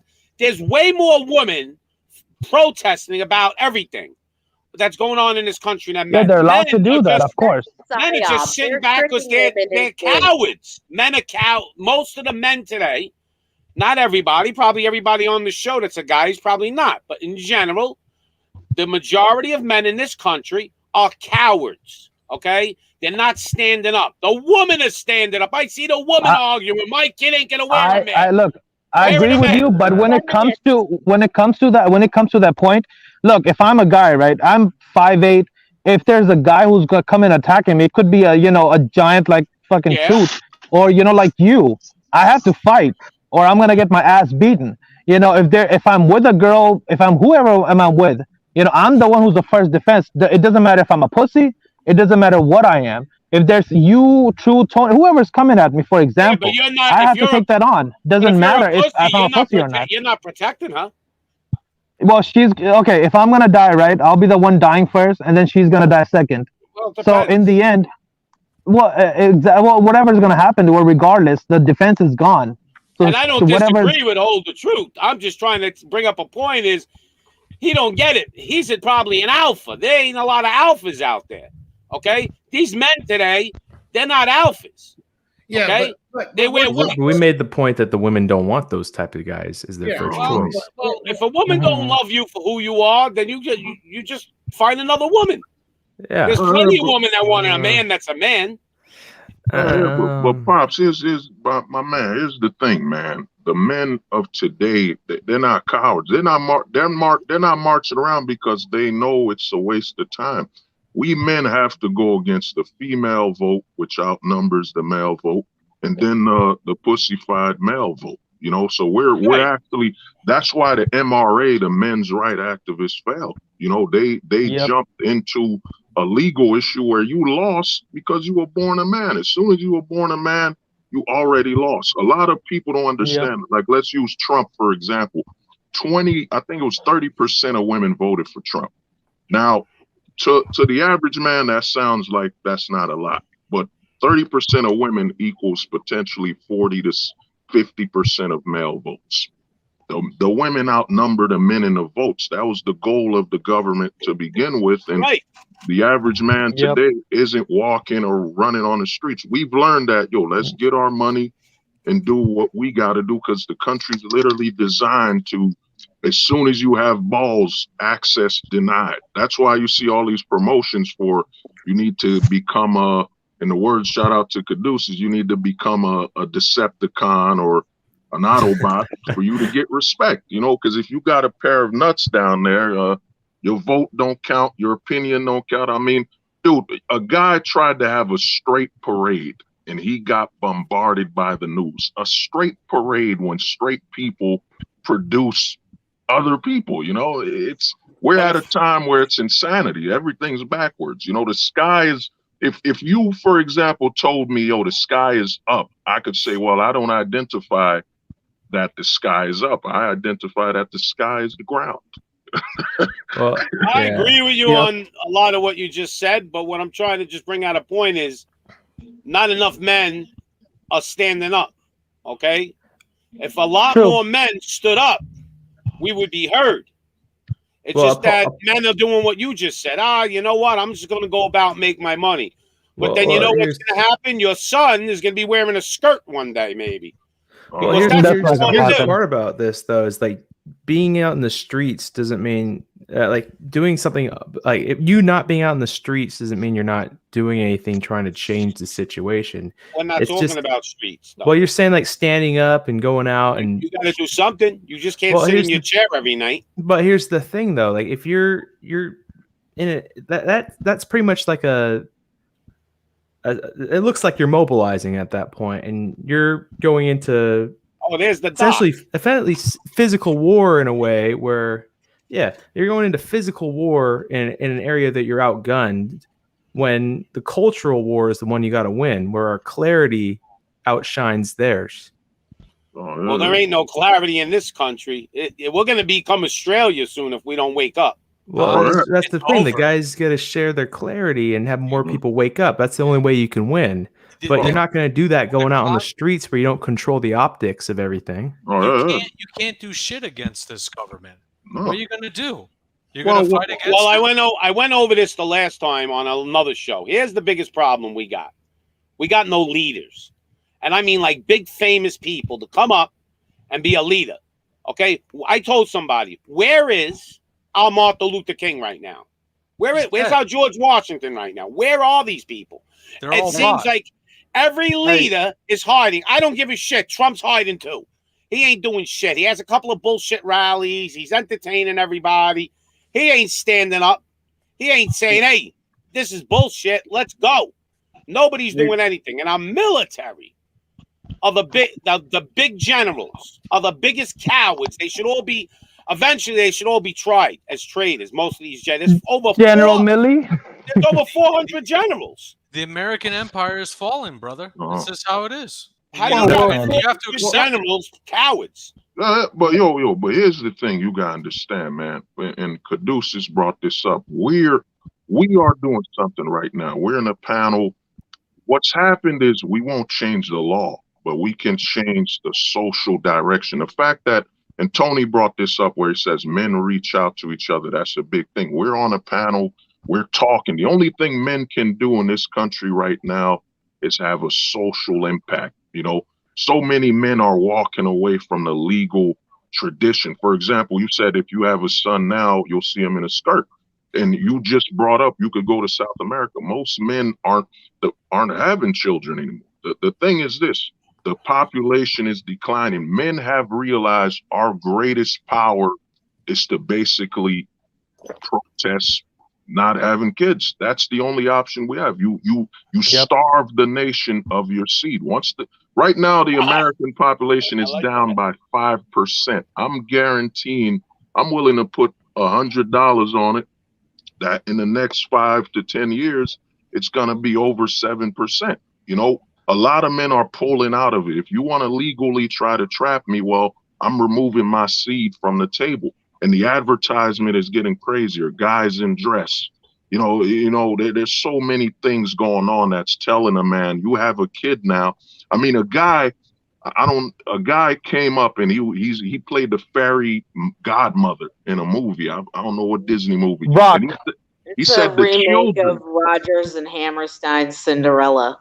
Yeah, he said the children are ready for a man to be, the fairy godmother, not the parents. Basically, he's implying the kids that are basically vulnerable, that don't know nothing, they're ready. He's targeting your kids.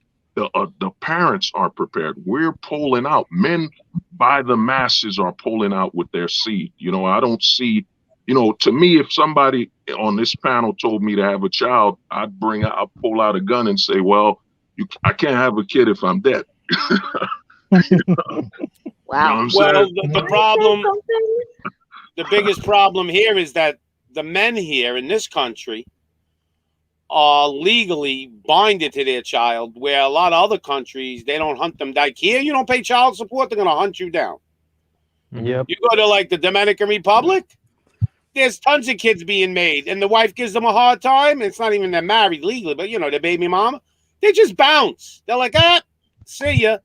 Now, us as men here, I'm an Italian, so our children are everything. So we staying around, going through all the BS, going through divorce, paying all the bills, just to see our children. And the woman used the children as leverage. Of course, they're geniuses. Every woman does. But there has to come a Women point. aren't geniuses. They didn't come up with that idea on their own. There has to. It's the laws. It's the laws here. Yep. And when you say the men, the men ain't standing up because of the law, they're breaking the law. This whole country, all these politics, they're breaking the law, and we're letting them do it because nobody's speaking up. But it's not me or you hold the truth, or or Woody. We are speaking up, and that's we why need we're here. Yeah, but we need big leaders. We need Can big I say guys. something? Name Can I me say one. something? Name me one superstar that's standing up and saying this is ridiculous. Well, Do you know who was the last one? It was JFK, and guess what? He got assassinated. Yeah, I mean Trump's doing a little bit. Nobody else is doing anything. But You we don't see can't look up to nobody. We can't look up to nobody. You don't There's see nobody that's going to save us. Politicians or You need to politics. look up They suck Leonardo the blood off DiCaprio, the man. What, Yep. Leonardo, what's he doing? Yep.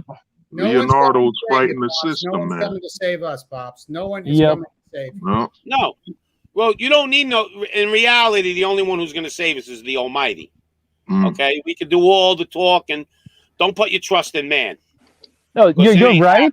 You are right. But again, worldly, Trump, and everybody, there's really, looking for that savior, looking for that elite that's gonna guide. That's never gonna happen. In a way, you have to be your own leader. You can look up to, like Truth said, you can look up to the lifestyles and what models are like Leonardo, George Colony, like he did. Like you can't do that, but in the end, you have to be your own leader. George Clooney's a pedophile. What are you talking about? Dude, aside from that, I'm just in general. Like, yeah. Well, one more thing I wanted to say too, right? There's Right. not. One I more don't even thing- think DiCaprio's. I don't know. hold on, I Pop. never heard DiCaprio's fighting the system. He's not. It was talking. We were talking about something else. But real quick, I wanted to add this in. You know, I know you. I don't know if I was clear enough on my point. The point that I was making when you were talking about most of the generations pussified and all that, and I understand. You know, it's very visual. We could see it everywhere. But what I'm saying, in every scenario, you know, if men let this happen, which they are going to get, regardless of whatever. You know, it could be capitalism, it could be total manarchy, it could be Mad Max world. Men will and always have get the worst end of the stick. That's what I'm pointing out. No matter what they do, they are always going to get the worst end of the stick. But the men are so scared. Like, look, listen. I lived in Jersey for 18 months. 18 months. I went to stores 2-3 days a week because I had nothing to do. Go out, walk around, go to shopping. I seen thousands of people every week. In 18 months, not one person wasn't wearing a mask but me.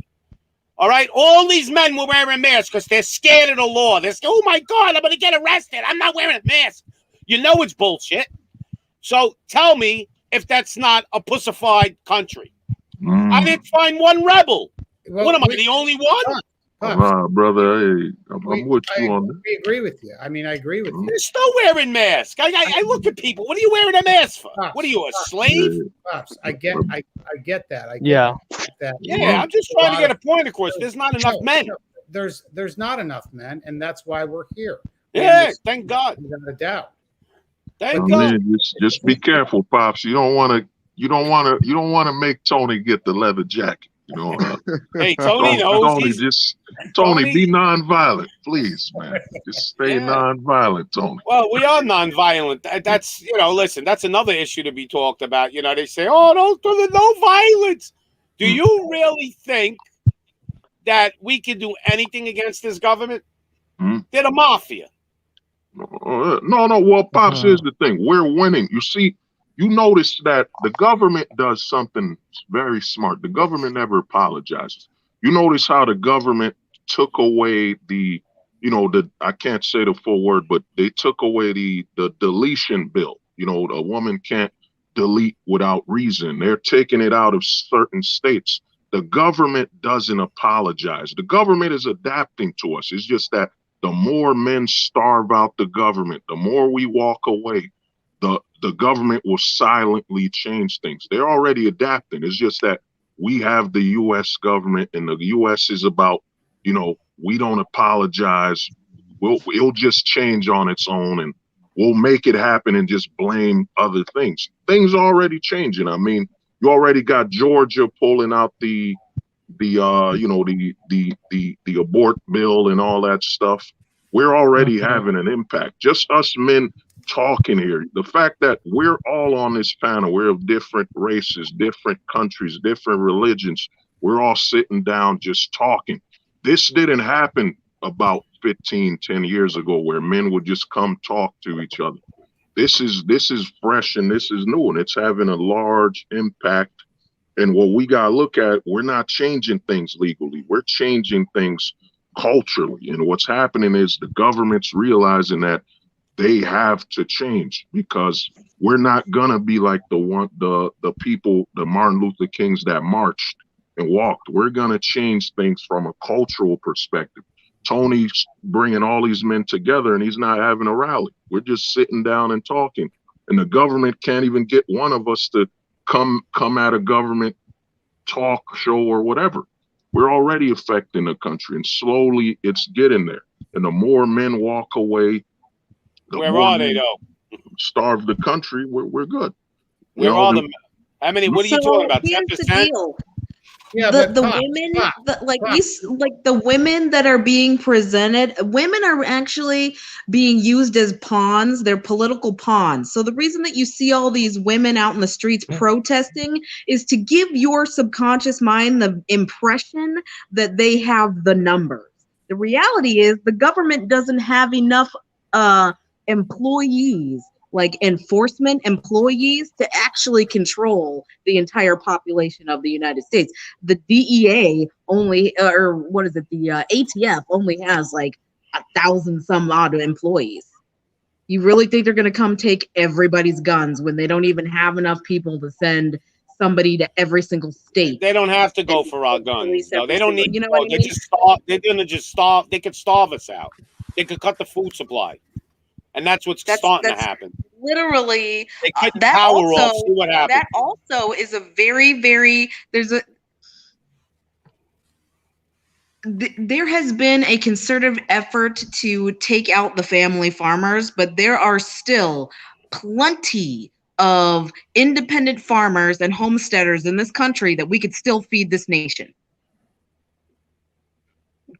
What if they start doing a price control? You What's have going to to happen understand then? what the government don't play. 350 million. Do you know that the government bought like 20 million eggs from egg farmers and threw them out just to make the eggs go up? Okay, this is the games they play. Look, you ain't winning, okay? And they got both sides. You think there is no left and right, okay? I come from a rural background, baby. You're coming from an urban background where you barely know what the food chain is. Like you probably what do you mean? have never. I lived in more. Pops knows. Pops is pretty good on that. Pops is pretty good on that. How many countries did you live in? I lived in about 5, Pops, 6 but you're exactly right. They also waste food, and also I think they're gonna try to implement price control. Don't you it's gonna be. Not you, Woody. Don't you get it, Vivian? This is a new world takeover. Okay, they're trying. Yeah, and the only thing stopping it is America.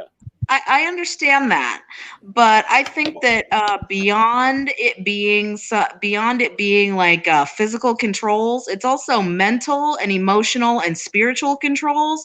And quite honestly, I refuse to think along the lines that you think on, Pops, because you're setting yourself up with a victim mentality. You already sound like you're under. I'm getting ready for war. The reality is the Constitution doesn't put that much stock in the federal government. Neither should any of the United States citizens. States' rights above everything. Let me go back, because what I see, Pops is you don't see what's going on, do you? No, I see what's going on. I just don't. Hold on, guys. I can't hear Tony. Let Tony go. Tony. I'm gonna mute everybody. Yeah, I love Tony. Pops, you got a little bit of a nihilistic view, I see. And that's all right. That's your viewpoint, and that's why we're here. I don't want an echo chamber. I like what Hold the Truth says, because it's a culture war. It's cultural, and you can change a country and thought process from the inside out through culture. Yep. Very simple things like we're doing right now. But if we and I don't think there's anything prepare for the worst, but you really want the best. I don't like the word hope. I'm not a big fan of the word hope. Prepare for the best or prepare for the worst, but want the best. Okay. I think hoping, my grandma used to say, wish in one hand and shit in the other and see which comes first. Okay. So Tony, put that on a shirt, man. That's good. Yep. Yeah. Hope is not something that we got to do. So being nihilistic about things, like, again, when we talk about, like the black pill, I think in the original concept was a nihilistic view, but a black pill is really more the truth. And Pops, you're more black pilled than most people in this country. I think hold up, I'm not done. Truth is really important, okay? And when we're here talking about truth, like we did a role-playing scenario, and it's nothing against Vivian. Vivian did a great job of participating, and I appreciate her being here and participating in definitely in this dialogue, because it's important that we try to simply explain emotion over logic, and logic to me in this conversation prevailed. Logic was in this conversation the whole time, and again, we'll go back to the beginning about walking away. Nobody's walked away from this conversation so far tonight, which is a good thing, which means there wasn't that much emotion. There was more logic involved in the conversation. And so that's what I'm trying to bring, logic. There is a time to walk away. Okay. But walking away from from like maybe changing, like Hold the Truth says, changing the culture from the inside out is a great way to attack this system, is by changing the culture. You know, I don't blame guys for not wanting to get married. Okay, legally. Me either. I don't blame them either. Yeah. So, but when it comes down to like the government and things like that, I get it. You know, there's a lot of conspiracy theories and all that kind of stuff going on. I get that. Yeah. We don't know. You know, the word they, that's used a lot. Like they're doing this. They're, you know, so who is they? You know, but yeah, who is they? Well, to me, they is the upper elites, top 1% of the country, whether it be government or rich people. And you got to understand, this is a game. They're both sides of the coin. They're going to play good guy. You'll get some of your freedom back, and you'll think everything's great, and then they'll push again, and then they pull back, and they push again. This is all a game. It's like watching a movie. Tell me, what makes sense anymore? What makes sense? Tell me what you see that makes sense. The Satanic Temple could take the government to court about abortion. Does that make sense? No. When did it become okay to even worship Satan? They used to burn people for that. Now all of a sudden, you know, I went over this, I think, with Woody one time. Now all of a sudden, they got rights too. So why don't we just give rights to everybody? Murderers, I mean, nothing makes sense. So if nothing makes sense, Pops, it's I don't know, man. distracting us. There's a big Pops, distraction going on. I'm telling you, this is all a game to distract you. There's something really deep going on, and only a few real powerful people know. Go ahead, JP. Hey, Pops, man, like, you're going to face a lot of constraints concerning religious freedom and all that. I mean, I don't think worshiping Satan should be called a religion. It all depends on who's interpreting the Constitution. Yeah, that'd be too easy right of an now, argument we for have them to make. people who are misinterpreting the Constitution. I don't think worshiping Satan is considered a religion. I don't know how to. Out of technicality, it is. But I just think it's crazy. Pops, it's like me telling you don't worship. Crazy, but you know, well, it's listen. not what you know, but it's what you can prove in like court and all that stuff. So. Well, what you gotta understand is this, man. You know, this is, you know, what Tony said. He don't like the echo chamber. The thing is, true freedom is we're free to be uncomfortable. You know, for example, if my neighbor for some reason has the devil as a statue over his home, he's worshiping demons every day, that's the definition of freedom. As long as this person doesn't interfere with my life and my money, my earnings, my safety, he can do whatever he wants. What's happening in the country now, and how you could tell we're no longer the land of the free, is that they're telling you that it's not legally correct. It's not legally American or moral that you're uncomfortable with anything, you know, and that they're basically using some level of psychology to enslave us. For example, why aren't you comfortable with a Decepticon being, you know, walking around trying to date your son? It's become illegal for the American people to be uncomfortable with anything. I mean, I just walk around like a nun. You know, when somebody tells me something, I just bob my head. Okay, cool. Do your thing. You're not allowed to talk publicly about being uncomfortable. I mean, if I walk up to Pops and I say, yo, man, don't pet that stray cat, it might bite you. The average person now has been mentally manipulated to argue with me by saying, not all stray cats will bite you. I'm offended that you don't trust or respect animals. The American public has become at a mental warfare, man. That's what it's become. Yeah, nothing makes sense.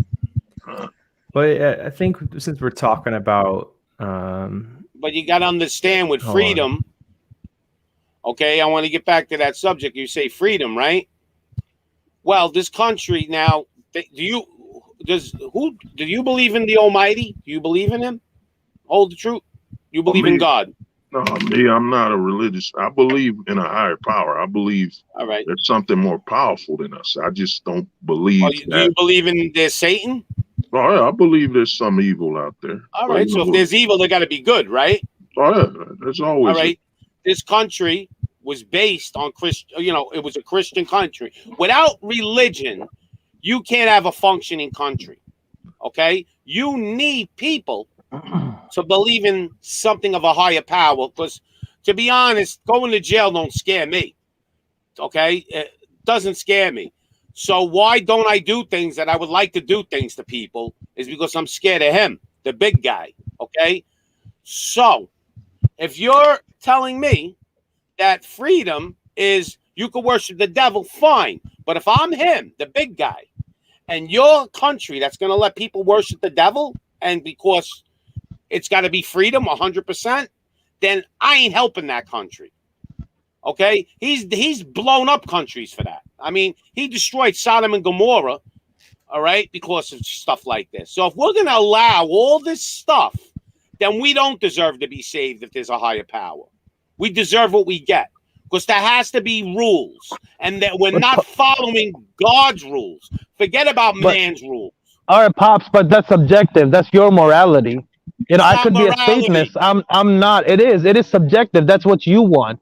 Let's say that's what for religious people want. But for example, if I'm a country, but that's when this country was a great country. Well, there was a lot of factors. There was a lot of factors because of people like you guys are saying all this stuff. All right. Let me get this example, right? Let me get this example out. Look, there was a urine filled with a cross. That's a Christian symbol. You know, they try to make a drawing of Muhammad, and you remember what happened, right? So regardless of what your belief is, if you're not gonna fight and die for it, it doesn't matter what your belief is. You know, so that's why I just gave you two examples. I don't agree with insulting. Can you hear me? Yeah, what did you say about? Go ahead, tell me that again. You lost me. There was an artist drawing of filling a urine of a cross. It was shaped in a cross. Now that should have been a line for all the Christians. And same thing in Texas. There was some artist drawing up a Muhammad, and there was health pay for that when that happened. In a urinal? No. It was just a drawing because you're not supposed to draw the Prophet Muhammad. Yes, yeah. And you know what happened to the guy in France who drew Muhammad? He got his head cut off. He got his head cut off by one of the Muslims.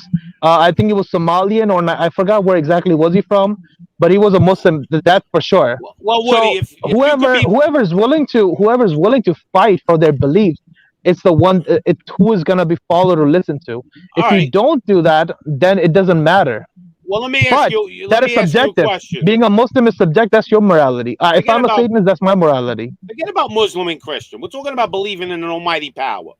If you could pick a time in history that you would want to be born in, when would you pick? What time would you pick? What time period? Why is everybody always so obsessed about going back into the past? We have to prove a point. We have to. All right, I'll answer the question. Answer the question. I'm Vivian. I'm talking to him anyway. Go ahead. I mean, I'd rather be in the future, but if it has to be the past, I mean, I would probably say, I don't know, maybe 30, 40 years ago. All right. Do you think it was a much more religious world? Do you think 50 years ago was a better time to live than now? In cultural sense, I guess, yeah. Well, why? Because there were more people. Because there was less laws. In the Almighty. Yeah, but there was also a bunch of druggies and hippies, fucking one love and all that, and bunch of music being made, So it's like the culture. People in 1950s, they just finished the war, and now we're supposed to have peace or whatever. But there was very little laws. I would even say going back to 1870s when they cut off prostitution, they made prostitution illegal. So that was the beginning of that. But I mean, I'm just kind of generally answering the question. Well, here's my answer.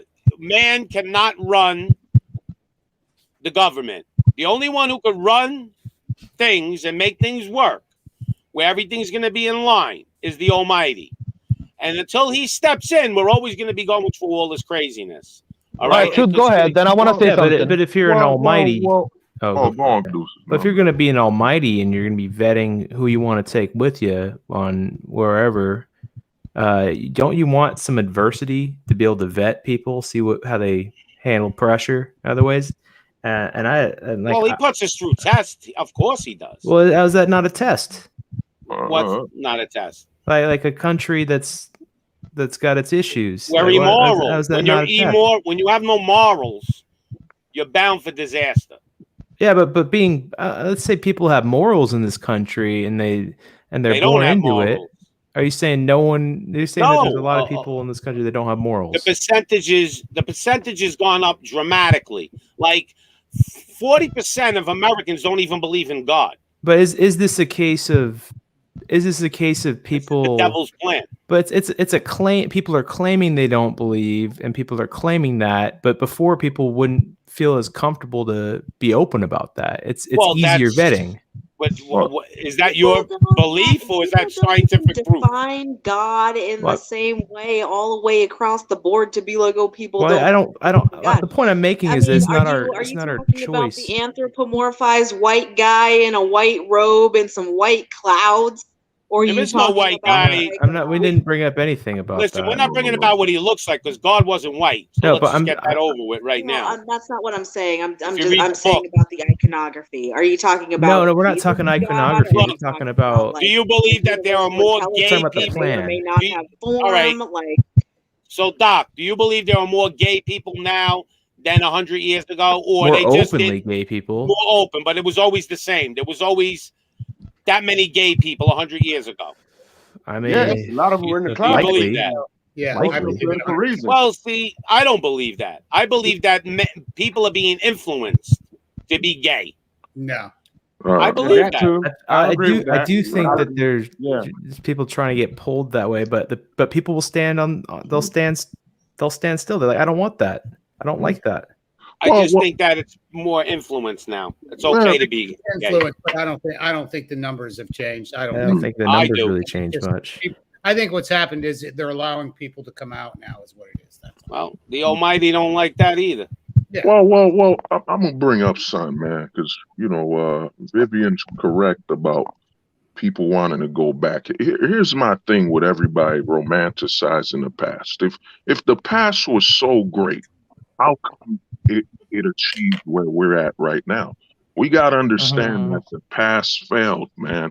You know what I'm saying? And the only way for us to change things, because even let's say we reset all the laws to the 1990s, we're gonna get right back here again. You know, the past, what led us to where we are now. And if we can't admit that the past failed the present, then how can we ever move on? The past did fail the present. We weren't paying attention. What? Yeah. We weren't paying attention to what these people were doing. Under mass amounts of propaganda in the 20s, in the 30s, in the 40s, the 50s, the 60s, all the way up to today. And this is the thing you got to realize. Propaganda is what is actually driving this nostalgia. Yeah. When Propaganda's always been around, though. It's always around. Like I don't ever remember a time in my life when the media wasn't marketing to me how great the 60s were. You know what I mean? There was no media. You know what I'm saying? Like, oh, let's There wasn't- another documentary about Woodstock. Hold on. Like, who who cares? There wasn't 15 news channels in the 60s. There was Right, a but time there was in still propaganda. there was a but it time wasn't- in this. Go ahead. It wasn't the same as now. Look, there It was a wasn't the time same in as now, but it didn't need to be as intense as it is now. It's been over time, propaganda has needed to get more and more and more intense because people's tolerance levels get higher and higher and higher because it affects the brain just like drugs. Well, of course, if somebody tells you, if you keep hearing the same thing over and over Yeah. and over Right, it gets again, boring. You need to switch it up. It becomes the truth. To some people. But you say the past wasn't good. Tony dropping that leather jacket truth right there. Hey, Tony, it doesn't become the truth. It becomes belief. Anybody watching now too. I just need to make another special announcement. Sunday, 5 p.m. Eastern Standard Time on this channel, I'm going to do a live podcast with Elliot Hulse. And if anybody knows Elliot Hulse, massive influencer, great guy, very raw, very unfiltered. So come back Sunday at 5 p.m. Eastern Standard Time. You can join the panel. You can talk with Elliot. I just wanted to make that clear to anybody's watching. Right. So Elliot hosts live, 5 p.m. Eastern Standard Time, right here. So, and he is going to. All right. Yeah. But there, you know, you're talking about the past. There was a time where the woman didn't work. She stood home and raised her children, and there was a family unit, and you only needed one income to support a whole family. But then things changed. They made the woman liberation thing come out, and then all of a sudden it became a double income economy where the woman had to go to work, send a kid to daycare. It didn't happen all of a sudden. And they it broke up happened the family when they unit. took away the gold standard. Well, that's where inflation comes from. That's what actually necessitates a bigger part of it, though. You doubled the workforce. That ain't when you quote unquote empowered right women. now. There's a tweet out right now talking about how a 3-bedroom, 2-story, 1-bathroom house costs the equivalent in today's money of what would be $20,000. Why is that? Because of inflation. Well, it isn't just that. Us off the gold standard, none of this would even be necessary. No, it got nothing to do with gold. And Pops was 100% correct. Well, what happened is the feminism, government putting women in the workforce, all dependent upon inflation, all dependent upon devaluing the dollar, so that you need to have more people in the workforce. No, Vivian, you're not looking far enough. The thing is, this all started with the Civil War. As soon as a government decreed, really surprised that you guys don't. Vivian, let him talk. As soon as the government declared that they would rather go to war, make their own American people go to war to kill each other instead of copying what they did in Europe, where they just paid off the slave owners to free them, the government became about power. And I got a few homies. Tony got a few. Everybody here knows somebody from the South. And the Southern people, my dad, issue he was descendant of slaves. No. The Southern people have an issue with the Northern people because no one talks about how many homes, how many families and legacies were lost during the Civil War. And what the government did was, by having a war, it created what we have now, which is people are fighting for Republicans, people are fighting for Democrats, when in reality, like Pop said, they're both increasing the government power. This all started with the Civil War. So and they don't want us to look at that. It has nothing to do with black and white. It all has to do with the government wanted power so badly they were willing to start a war with their own people, and that's, the nation hasn't recovered from that, and that's what we're really facing. All this race. I mean, look at this panel, different ages, different race, different religion. This is America. This panel right here, this is America. This is the America they don't want you to see. They got us voting for different abilities. It got nothing to do with inflation, gold. It all has to do with it. That was a part of how the government was able to take Vivian, so skills much don't power. deflate. All right, but Vivian, as soon as the government skills don't inflate in a way. Like if you have a skill and you're in the currency inflates, your services that you provide will go with the inflation. What we have here is we have wages stagnating, and a big part of it is that you've doubled the labor force. Right. More pretty than much double instantly. Now they're letting all the immigrants in too. So that's not a result of inflation. It's because like deflation. Yeah. That's deflation, basically. No, it's not deflation. It's, double the workforce, that is deflation. Well, you've inflated. You've deflated the value of labor. Oh, and people will work for less. Labor has intrinsic value, just like gold does. I mean, but it's not backed on gold. It's backed on guns. The value of gold never changes. But the more dollars it takes to pay you, the more dollars it takes to purchase a gold coin. That is what is driving this. But really, though, you need to have both people in the workforce. That is why you need to have a central bank. That is why a lot of it is deeply rooted in money. The reason that the Constitution was written the way that it was is because the founding fathers wanted to prevent usury. because that's exactly what happens. It enslaves everybody regardless of gender.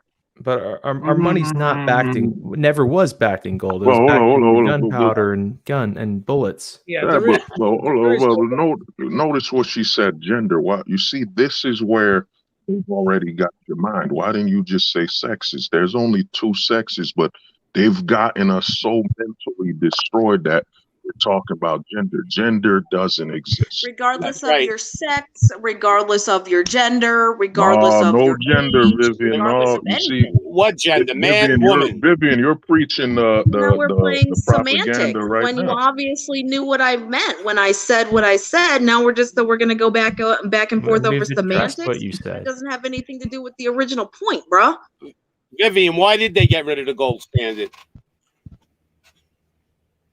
Do you know why? Because usury is a tool to enslave people. It always has been, and it always will be. Who did it? Who did it? If you know, I mean, you know the gold standard. So who did it, and why did they do it? I'm sure you're going to inform me, so it doesn't matter how I answer. I'm going to inform you. Nixon got rid of the gold standard, and the reason why is the Rothschilds are the Federal Reserve. They control the bank. I thought you and said they the control every Rothschilds bank. weren't the real bad guys. The Rothschilds control the banking system. They're not the top dog, but they control every percent. Do you know why they invaded Iraq and they blew up Libya? It's because they didn't want the central bank. They wanted to use the gold standard. And that's what Trump was trying to do. That's exactly why they killed Gaddafi, too. Right. Yeah. So that's why they there's your don't gold like standard. the Syrian president either. But it's all And about you know money. why? Because It's always Muslims about the know. money. Muslims know what real money is. Yeah, but It's part of Vivian, the let religion. me ask you a question though. What can gold do to a nuclear bomb? You know, we need to really be honest and understand we got the Well, nuke standard. the reality is We got that when it comes to non-usurious currency, it could be multiple forms of things. Salt was once a currency. No, right. I'm not talking about once. What I'm asking you is, not okay, saying that Vivian, salt hold could on, stop a nuclear bomb either. Vivian, hold on. You have even the founding fathers didn't know about nuclear bomb. So let me ask you something. You got gold. You got tons of gold. What do you have? And this is why Caduceus said guns. He's basically meant firepower. Look at North Korea and look at what happened. Right. We need a nuclear Look standard. at Gaddafi because he didn't have a nuke. We have the nuke standard. That's number one. All this gold and stuff. It don't matter if you have gold when you can't protect it. You know, right now America has the nuke standard, and in any country that doesn't have a nuke, doesn't have the firepower, they're basically nothing but pawns. That's why you see America starting these little wars here and there. You know, Iraq, all these other countries. We have something. This is why I say a lot of men. And, you know, Tony, everybody here could tell you this is one of the most cliche terms in the manosphere. Well, Rome did not have nukes. We have the nuke standard now in America, and none of the rest matters. You know, gold, all that doesn't matter when you could just press one button and that country's gone. Well, let me just add this to this part of the conversation, that it wouldn't have even have been possible to develop any of these technologies, whether we're talking about computers, weaponry, medical devices, without the ability to finance. And in order to finance at that level, you have to be practicing usury. Well, I mean, you know, it could start somewhere, but the thing you got to ask yourself is, we use gold on our cell phones. We use this, and there's not enough gold for the transactions. We had to there's move plenty away of from gold. gold. There's a reason why tons and tons and tons of gold are being sold and bought by governments themselves and stolen.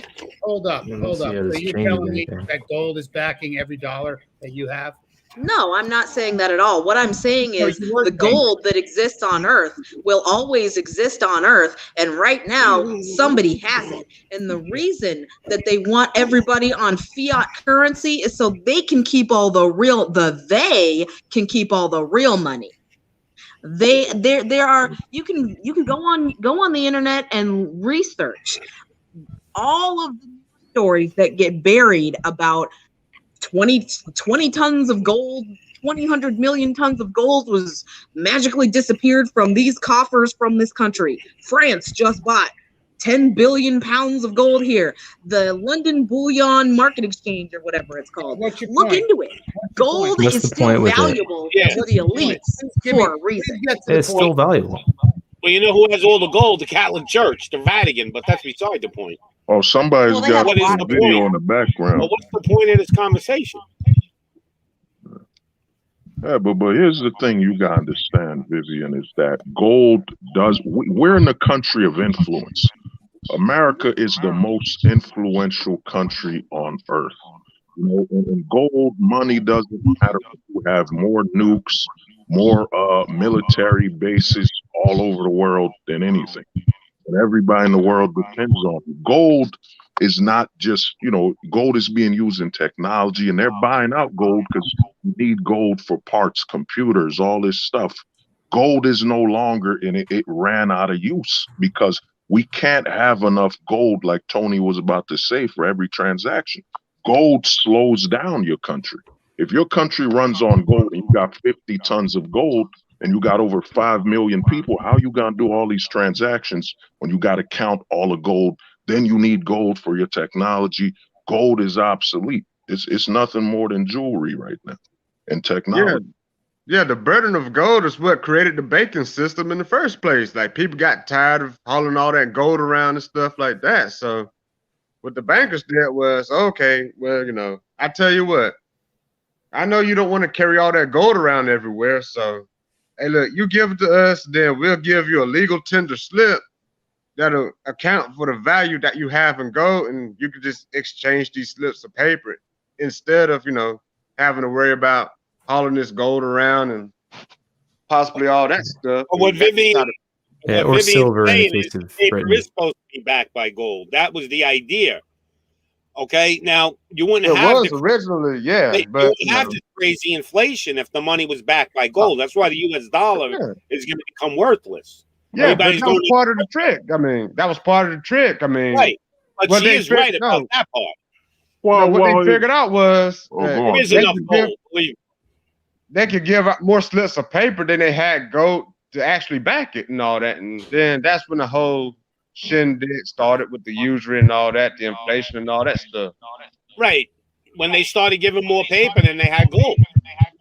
Yes, I Vivian, mean, you gotta, By the way, you got, somebody you has got their pause, speaker on you got there. pause the video you got in the background. Somebody has their speaker on or something. Yeah, no, I'm muting Viv because she's getting.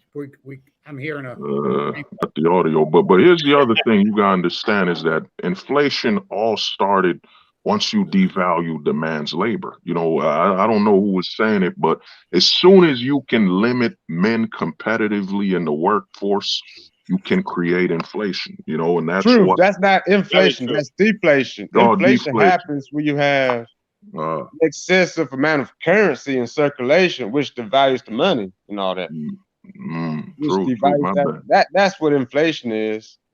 Or Now, you if right. you have too much of something, then the value of it deflates. I mean, Oh, look the way they're printing money now. I mean, they're just printing it. Trillions of that's dollars. inflation. Yeah, that's inflation. I mean, that was basically the Great Depression. I mean, you had an inflation-based recession and a deflation-based recession happening at the same time and stuff like that. Well, we're going through it now. I mean, yeah, people was buying stocks with borrowed money and all that stuff. On the one hand, and on the other hand, like, you had the Roaring '20s, American over reproduction of goods and commodities they couldn't get that much of a profit from. So if you overproduce something, then, you know, the value's going to go down, the cost's going to go down. You can't make as much of a profit. You can't make as much of a profit off of it. You're not going to get much revenue. You're not going to be able to pay all your workers and all that. You got to lay people off on that end. And then on the flip side, you had people investing in the stock market with borrowed money. So now you having all this excess money in circulation. So now the value of the dollar is going down and all that, which also causes prices to go up on products, goods, and all that stuff. So, well, when this country was doing well, we were on a gold standard, and it was a one-income family. They didn't split the family unit. This was all by design. Yeah, but you have to understand, Pops, people wasn't running around borrowing money all willy-nilly either. Right. Like if you had the people didn't bang out their credit cards and go bankrupt. You weren't able to do that. Now you could just, I don't want to pay you back. Yeah, the same thing happened during the hold up, housing but boom and Pops, bust JP, stuff. man, hold up. But even with bad credit, I could still get you a car. Yeah. You're just going to pay higher interest. I know that. No. Here's what's gonna happen. 90 days interest free, and then your bond gets sold to an institution if you don't pay it off within 90 days, whatever. Yep. And then the institution they sell it to, that interest rate is gonna fucking skyrocket because the institution is gonna make a profit off of paying off the bond too, and all that stuff. So well, if you really credit cards and stuff like that, it's really illegal what they do with the interest rates and all that. But that's a whole nother story. I mean, yes, it is, but you have to understand, like, there's demand for it. You know, weed's illegal in most of the country. I mean, does that stop people from smoking up weed and all that? No. I think the criminal part of it is being forced into it to build your credit score, where you have to borrow money like crazy, and just the inflation of everything. Chances are you can't pay everything off with one bite. Well, see, what they're trying to really do, too, is kill the middle class. You know, Americans have been spoiled. Listen, we've been spoiled for a long time. Middle class was a big chunk of the American population. And everybody was living a pretty good life. But other countries weren't living like this. Now they're trying to make us poor and rich. And the middle class is going to be very little. They're trying to get it down. Well, the middle class was paid for. When I say they, I mean the rich and powerful. I mean, well, the middle class was paid for in blood. The labor movements that sprung up. Remember all those riots and all that shit, like the strikes, the riots, the police and all that shit. But you can't even go on strike. Like, okay, if you were a cop back in the day, my dad was a cop, and they actually went on strike because they weren't getting paid right in those days in the 60s. Today, police officers can't go on strike. It's illegal. So you have no power. Look at all these big companies. They don't want unions. Everybody thinks a union's no good. A union is the reason why the middle class grew, is because they were protected with unity. And now you go Walmart. Walmart's the creator of it. We don't want unions. And there's no more. The unions are shrinking to nothing. So now the little guys like us, we have no power. But here's the other thing we got. On strike. You got to add up is this, though. To me, if the police, my thing is this: if you work for the public, you don't necessarily need a union. It's kind of, for example, this is why the education system is broken. The teachers are asking for more money when the public has a certain population count and a certain tax. It's not a private sector. So you having a union in the public sector doesn't really actually help it at all. And the other thing you got to add up is what you said, how they're killing the middle classes. They've been done that. They've eliminated.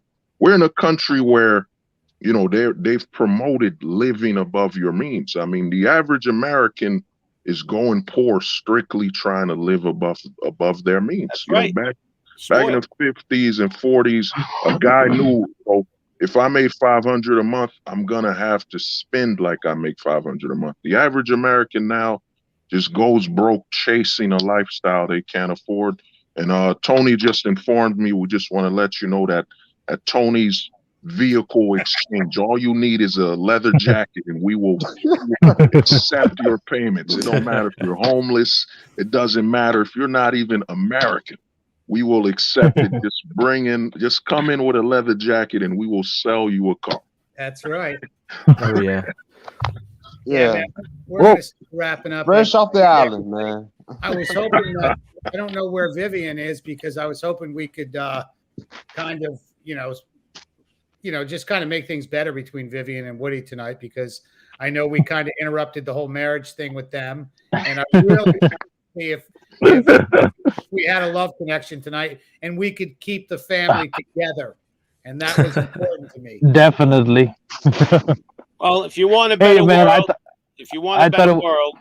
in my opinion, we got to start finding God. And if we don't, we're going to be damned. And that's just my opinion. I respect your And opinion. I'm not a Satanist, by the way. You know, I'm in the middle. You know, I think there is a higher power. I never You know, called you a but I just don't Satanist. know though. No, I was just making myself clear. I'm like, if I was a Satanist, I would have told everybody, but I'm not. But Tony, you got to be lucky, man. You didn't want Woody to repeat that line from the Honeymooners. Yeah. One of these days, straight to the moon. Straight to the moon. Well, wow. She just has a lot of opinions. That's all. And that's fine. And I'm glad she could. Yeah, definitely. Gonzo's here. But that's what makes America great. Hey, Gonzo. We're supposed to be you here. got any last words for us?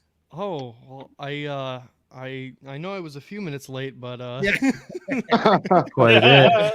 I'm glad it was a good one. I was amazed at the love connection. It was interesting. The what did I call it? It was the role playing.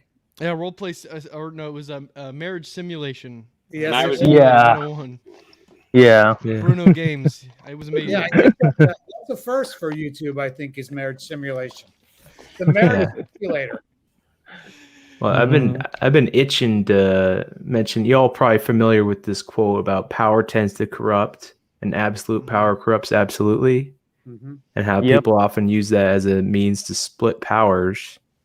But I think we're in a state where all the pieces of separated powers have all corrupted to one source. So how do you destroy that? In the old days, you had the people storming the castle or storming the palace.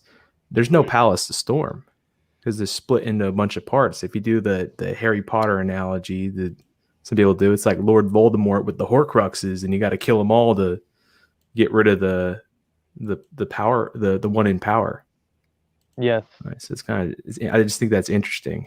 It's the people have more say in a monarchy. What's that symbol? It's a star. What's in the middle of that? I don't understand. Icosahedron. It's a common structural tensegrity shape that's in the body. It's in a lot of. It's in some viruses. It's in bacteria. It's in a lot of biological tissues. And you have the Ouroboros, which is infinity. And then I just did the six-sided star as a background because I actually saw it within the icosahedron. What's up with the snakes? The Ouroboros. It's a symbol of infinity. It looks very Jewish. It does. Well, the six-sided. The reason why I did the six-sided star in the background. YouTube doesn't like that word. Well, the reason why I did the six-sided star in the background is because if you think of it, look at the icosahedron. There actually is a six-sided star in it, and maybe that's where they got it from. It looks like a little hidden satanic symbol. I mean, I don't know. I'm gonna have to check into it now. Well, the Ouroboros, if you look at it, it's the original symbol of infinity. The only reason why they made it the sideways. I'm only 8 teasing you, Mo. Yeah, I'm just saying. The only reason why they made it the sideways 8 is because the O from the Ouroboros looked too much like a 0. Well, the snake is the serpent, so that is definitely the Ouroboros serpent cell. Snake eating itself. Yeah. You see it? Tony, man, looks like Vivian thanked you, man, on the comments. Yeah. I didn't see it here. Let me see. Viv has the echo. It is, man. Vivian was about to tell Woody, ever since we got married, you stopped wearing the leather jacket. You don't love me no more. Why don't you wear the leather jacket? You're right. Yep, you're right. Tony was about to tell you, man, that most men get divorced because they remove the leather jacket out of their relationship. Hey, hold the truth, man. You forgot, man. Woody got them steel-toe boots on, man. Oh, damn. I've got a couple quick things to say before we go. We'll start with this one. Oh, wow. We need a white boy. Yep. Yeah, you went there. Oh, man. Oh, man. Listen, Come on. Nice. Oh, we need one boy. Maybe Rosebud. That's what we need over here. One more, and this is for Hold the Truth. It's supposed to be alpha. What the? What the? supposed to be alpha. Woody, man, alpha men will Oh man, I'm sorry, man. I should have talked to my boys, man. I didn't keep up the frame. I wasn't alpha enough. Right, I should have talked to you guys. Well, a couple more announcements again before we head out. Sunday at 5 p.m. Eastern Standard Time. Yo, Elliot hosts live. Who's that though? Who is he? Well, all I want you to do is research Elliot Hulse. Elliot. He's a good dude. He's a pretty big guy. Yeah. Awesome guy. Family man. I gotta check that out. Huge on YouTube. Huge influencer. Great guy. I'm excited to have him on. It doesn't get any bigger and better than Elliot. Raw, unfiltered, uncensored Elliot Hulse. That's Sunday at 3 p.m. Eastern Standard Time. And how you spell his last name, Tony? Hulse. Oh, Hulse. I want to see who it is. So Elliot's coming on. Oh, okay. Hey, Tony, cheers to you for getting him on, dude. He's a good dude. And all you guys are welcome to come on and talk with him. I'm going to talk with him probably 30 minutes, 40 minutes, and I'm going to open up the panel so everybody can have a chance to talk with Elliot about whatever you want to talk about. And it is a big deal. He's a great guy. I know him personally, and I appreciate him coming on Sunday. So it's just a big boost for, again, it's not for me. It's for everybody watching and everybody that follows this channel. That's the important thing. I don't mean to interrupt you, Tony. That's why I say Tony Bruno's the bridge, man. You know, there's one man in the manosphere that's the bridge between, you know, all sectors of the manosphere, man. You gotta give Tony respect. Yep.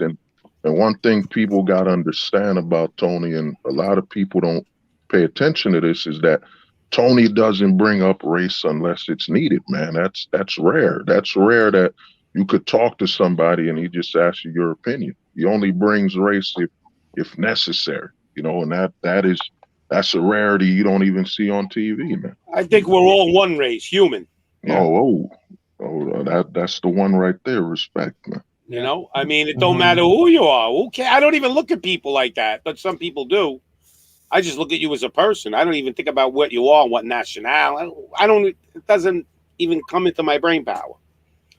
Popsy racist, and Tony's white. We're all here. Well, I'm not white. I'm Italian. That is, I'm Italian. But you gotta remember, I'm white. But Pops, you gotta remember, Tony just found out he's white. You know. But Tony didn't know he was white. You know, for all these years. He's not white either. Hold on. Tony's white. Pops is Italian. Caduce is a doctor cell. Truth is a troll from Harry Potter because he's so tall, and Gonzo is a deer cell.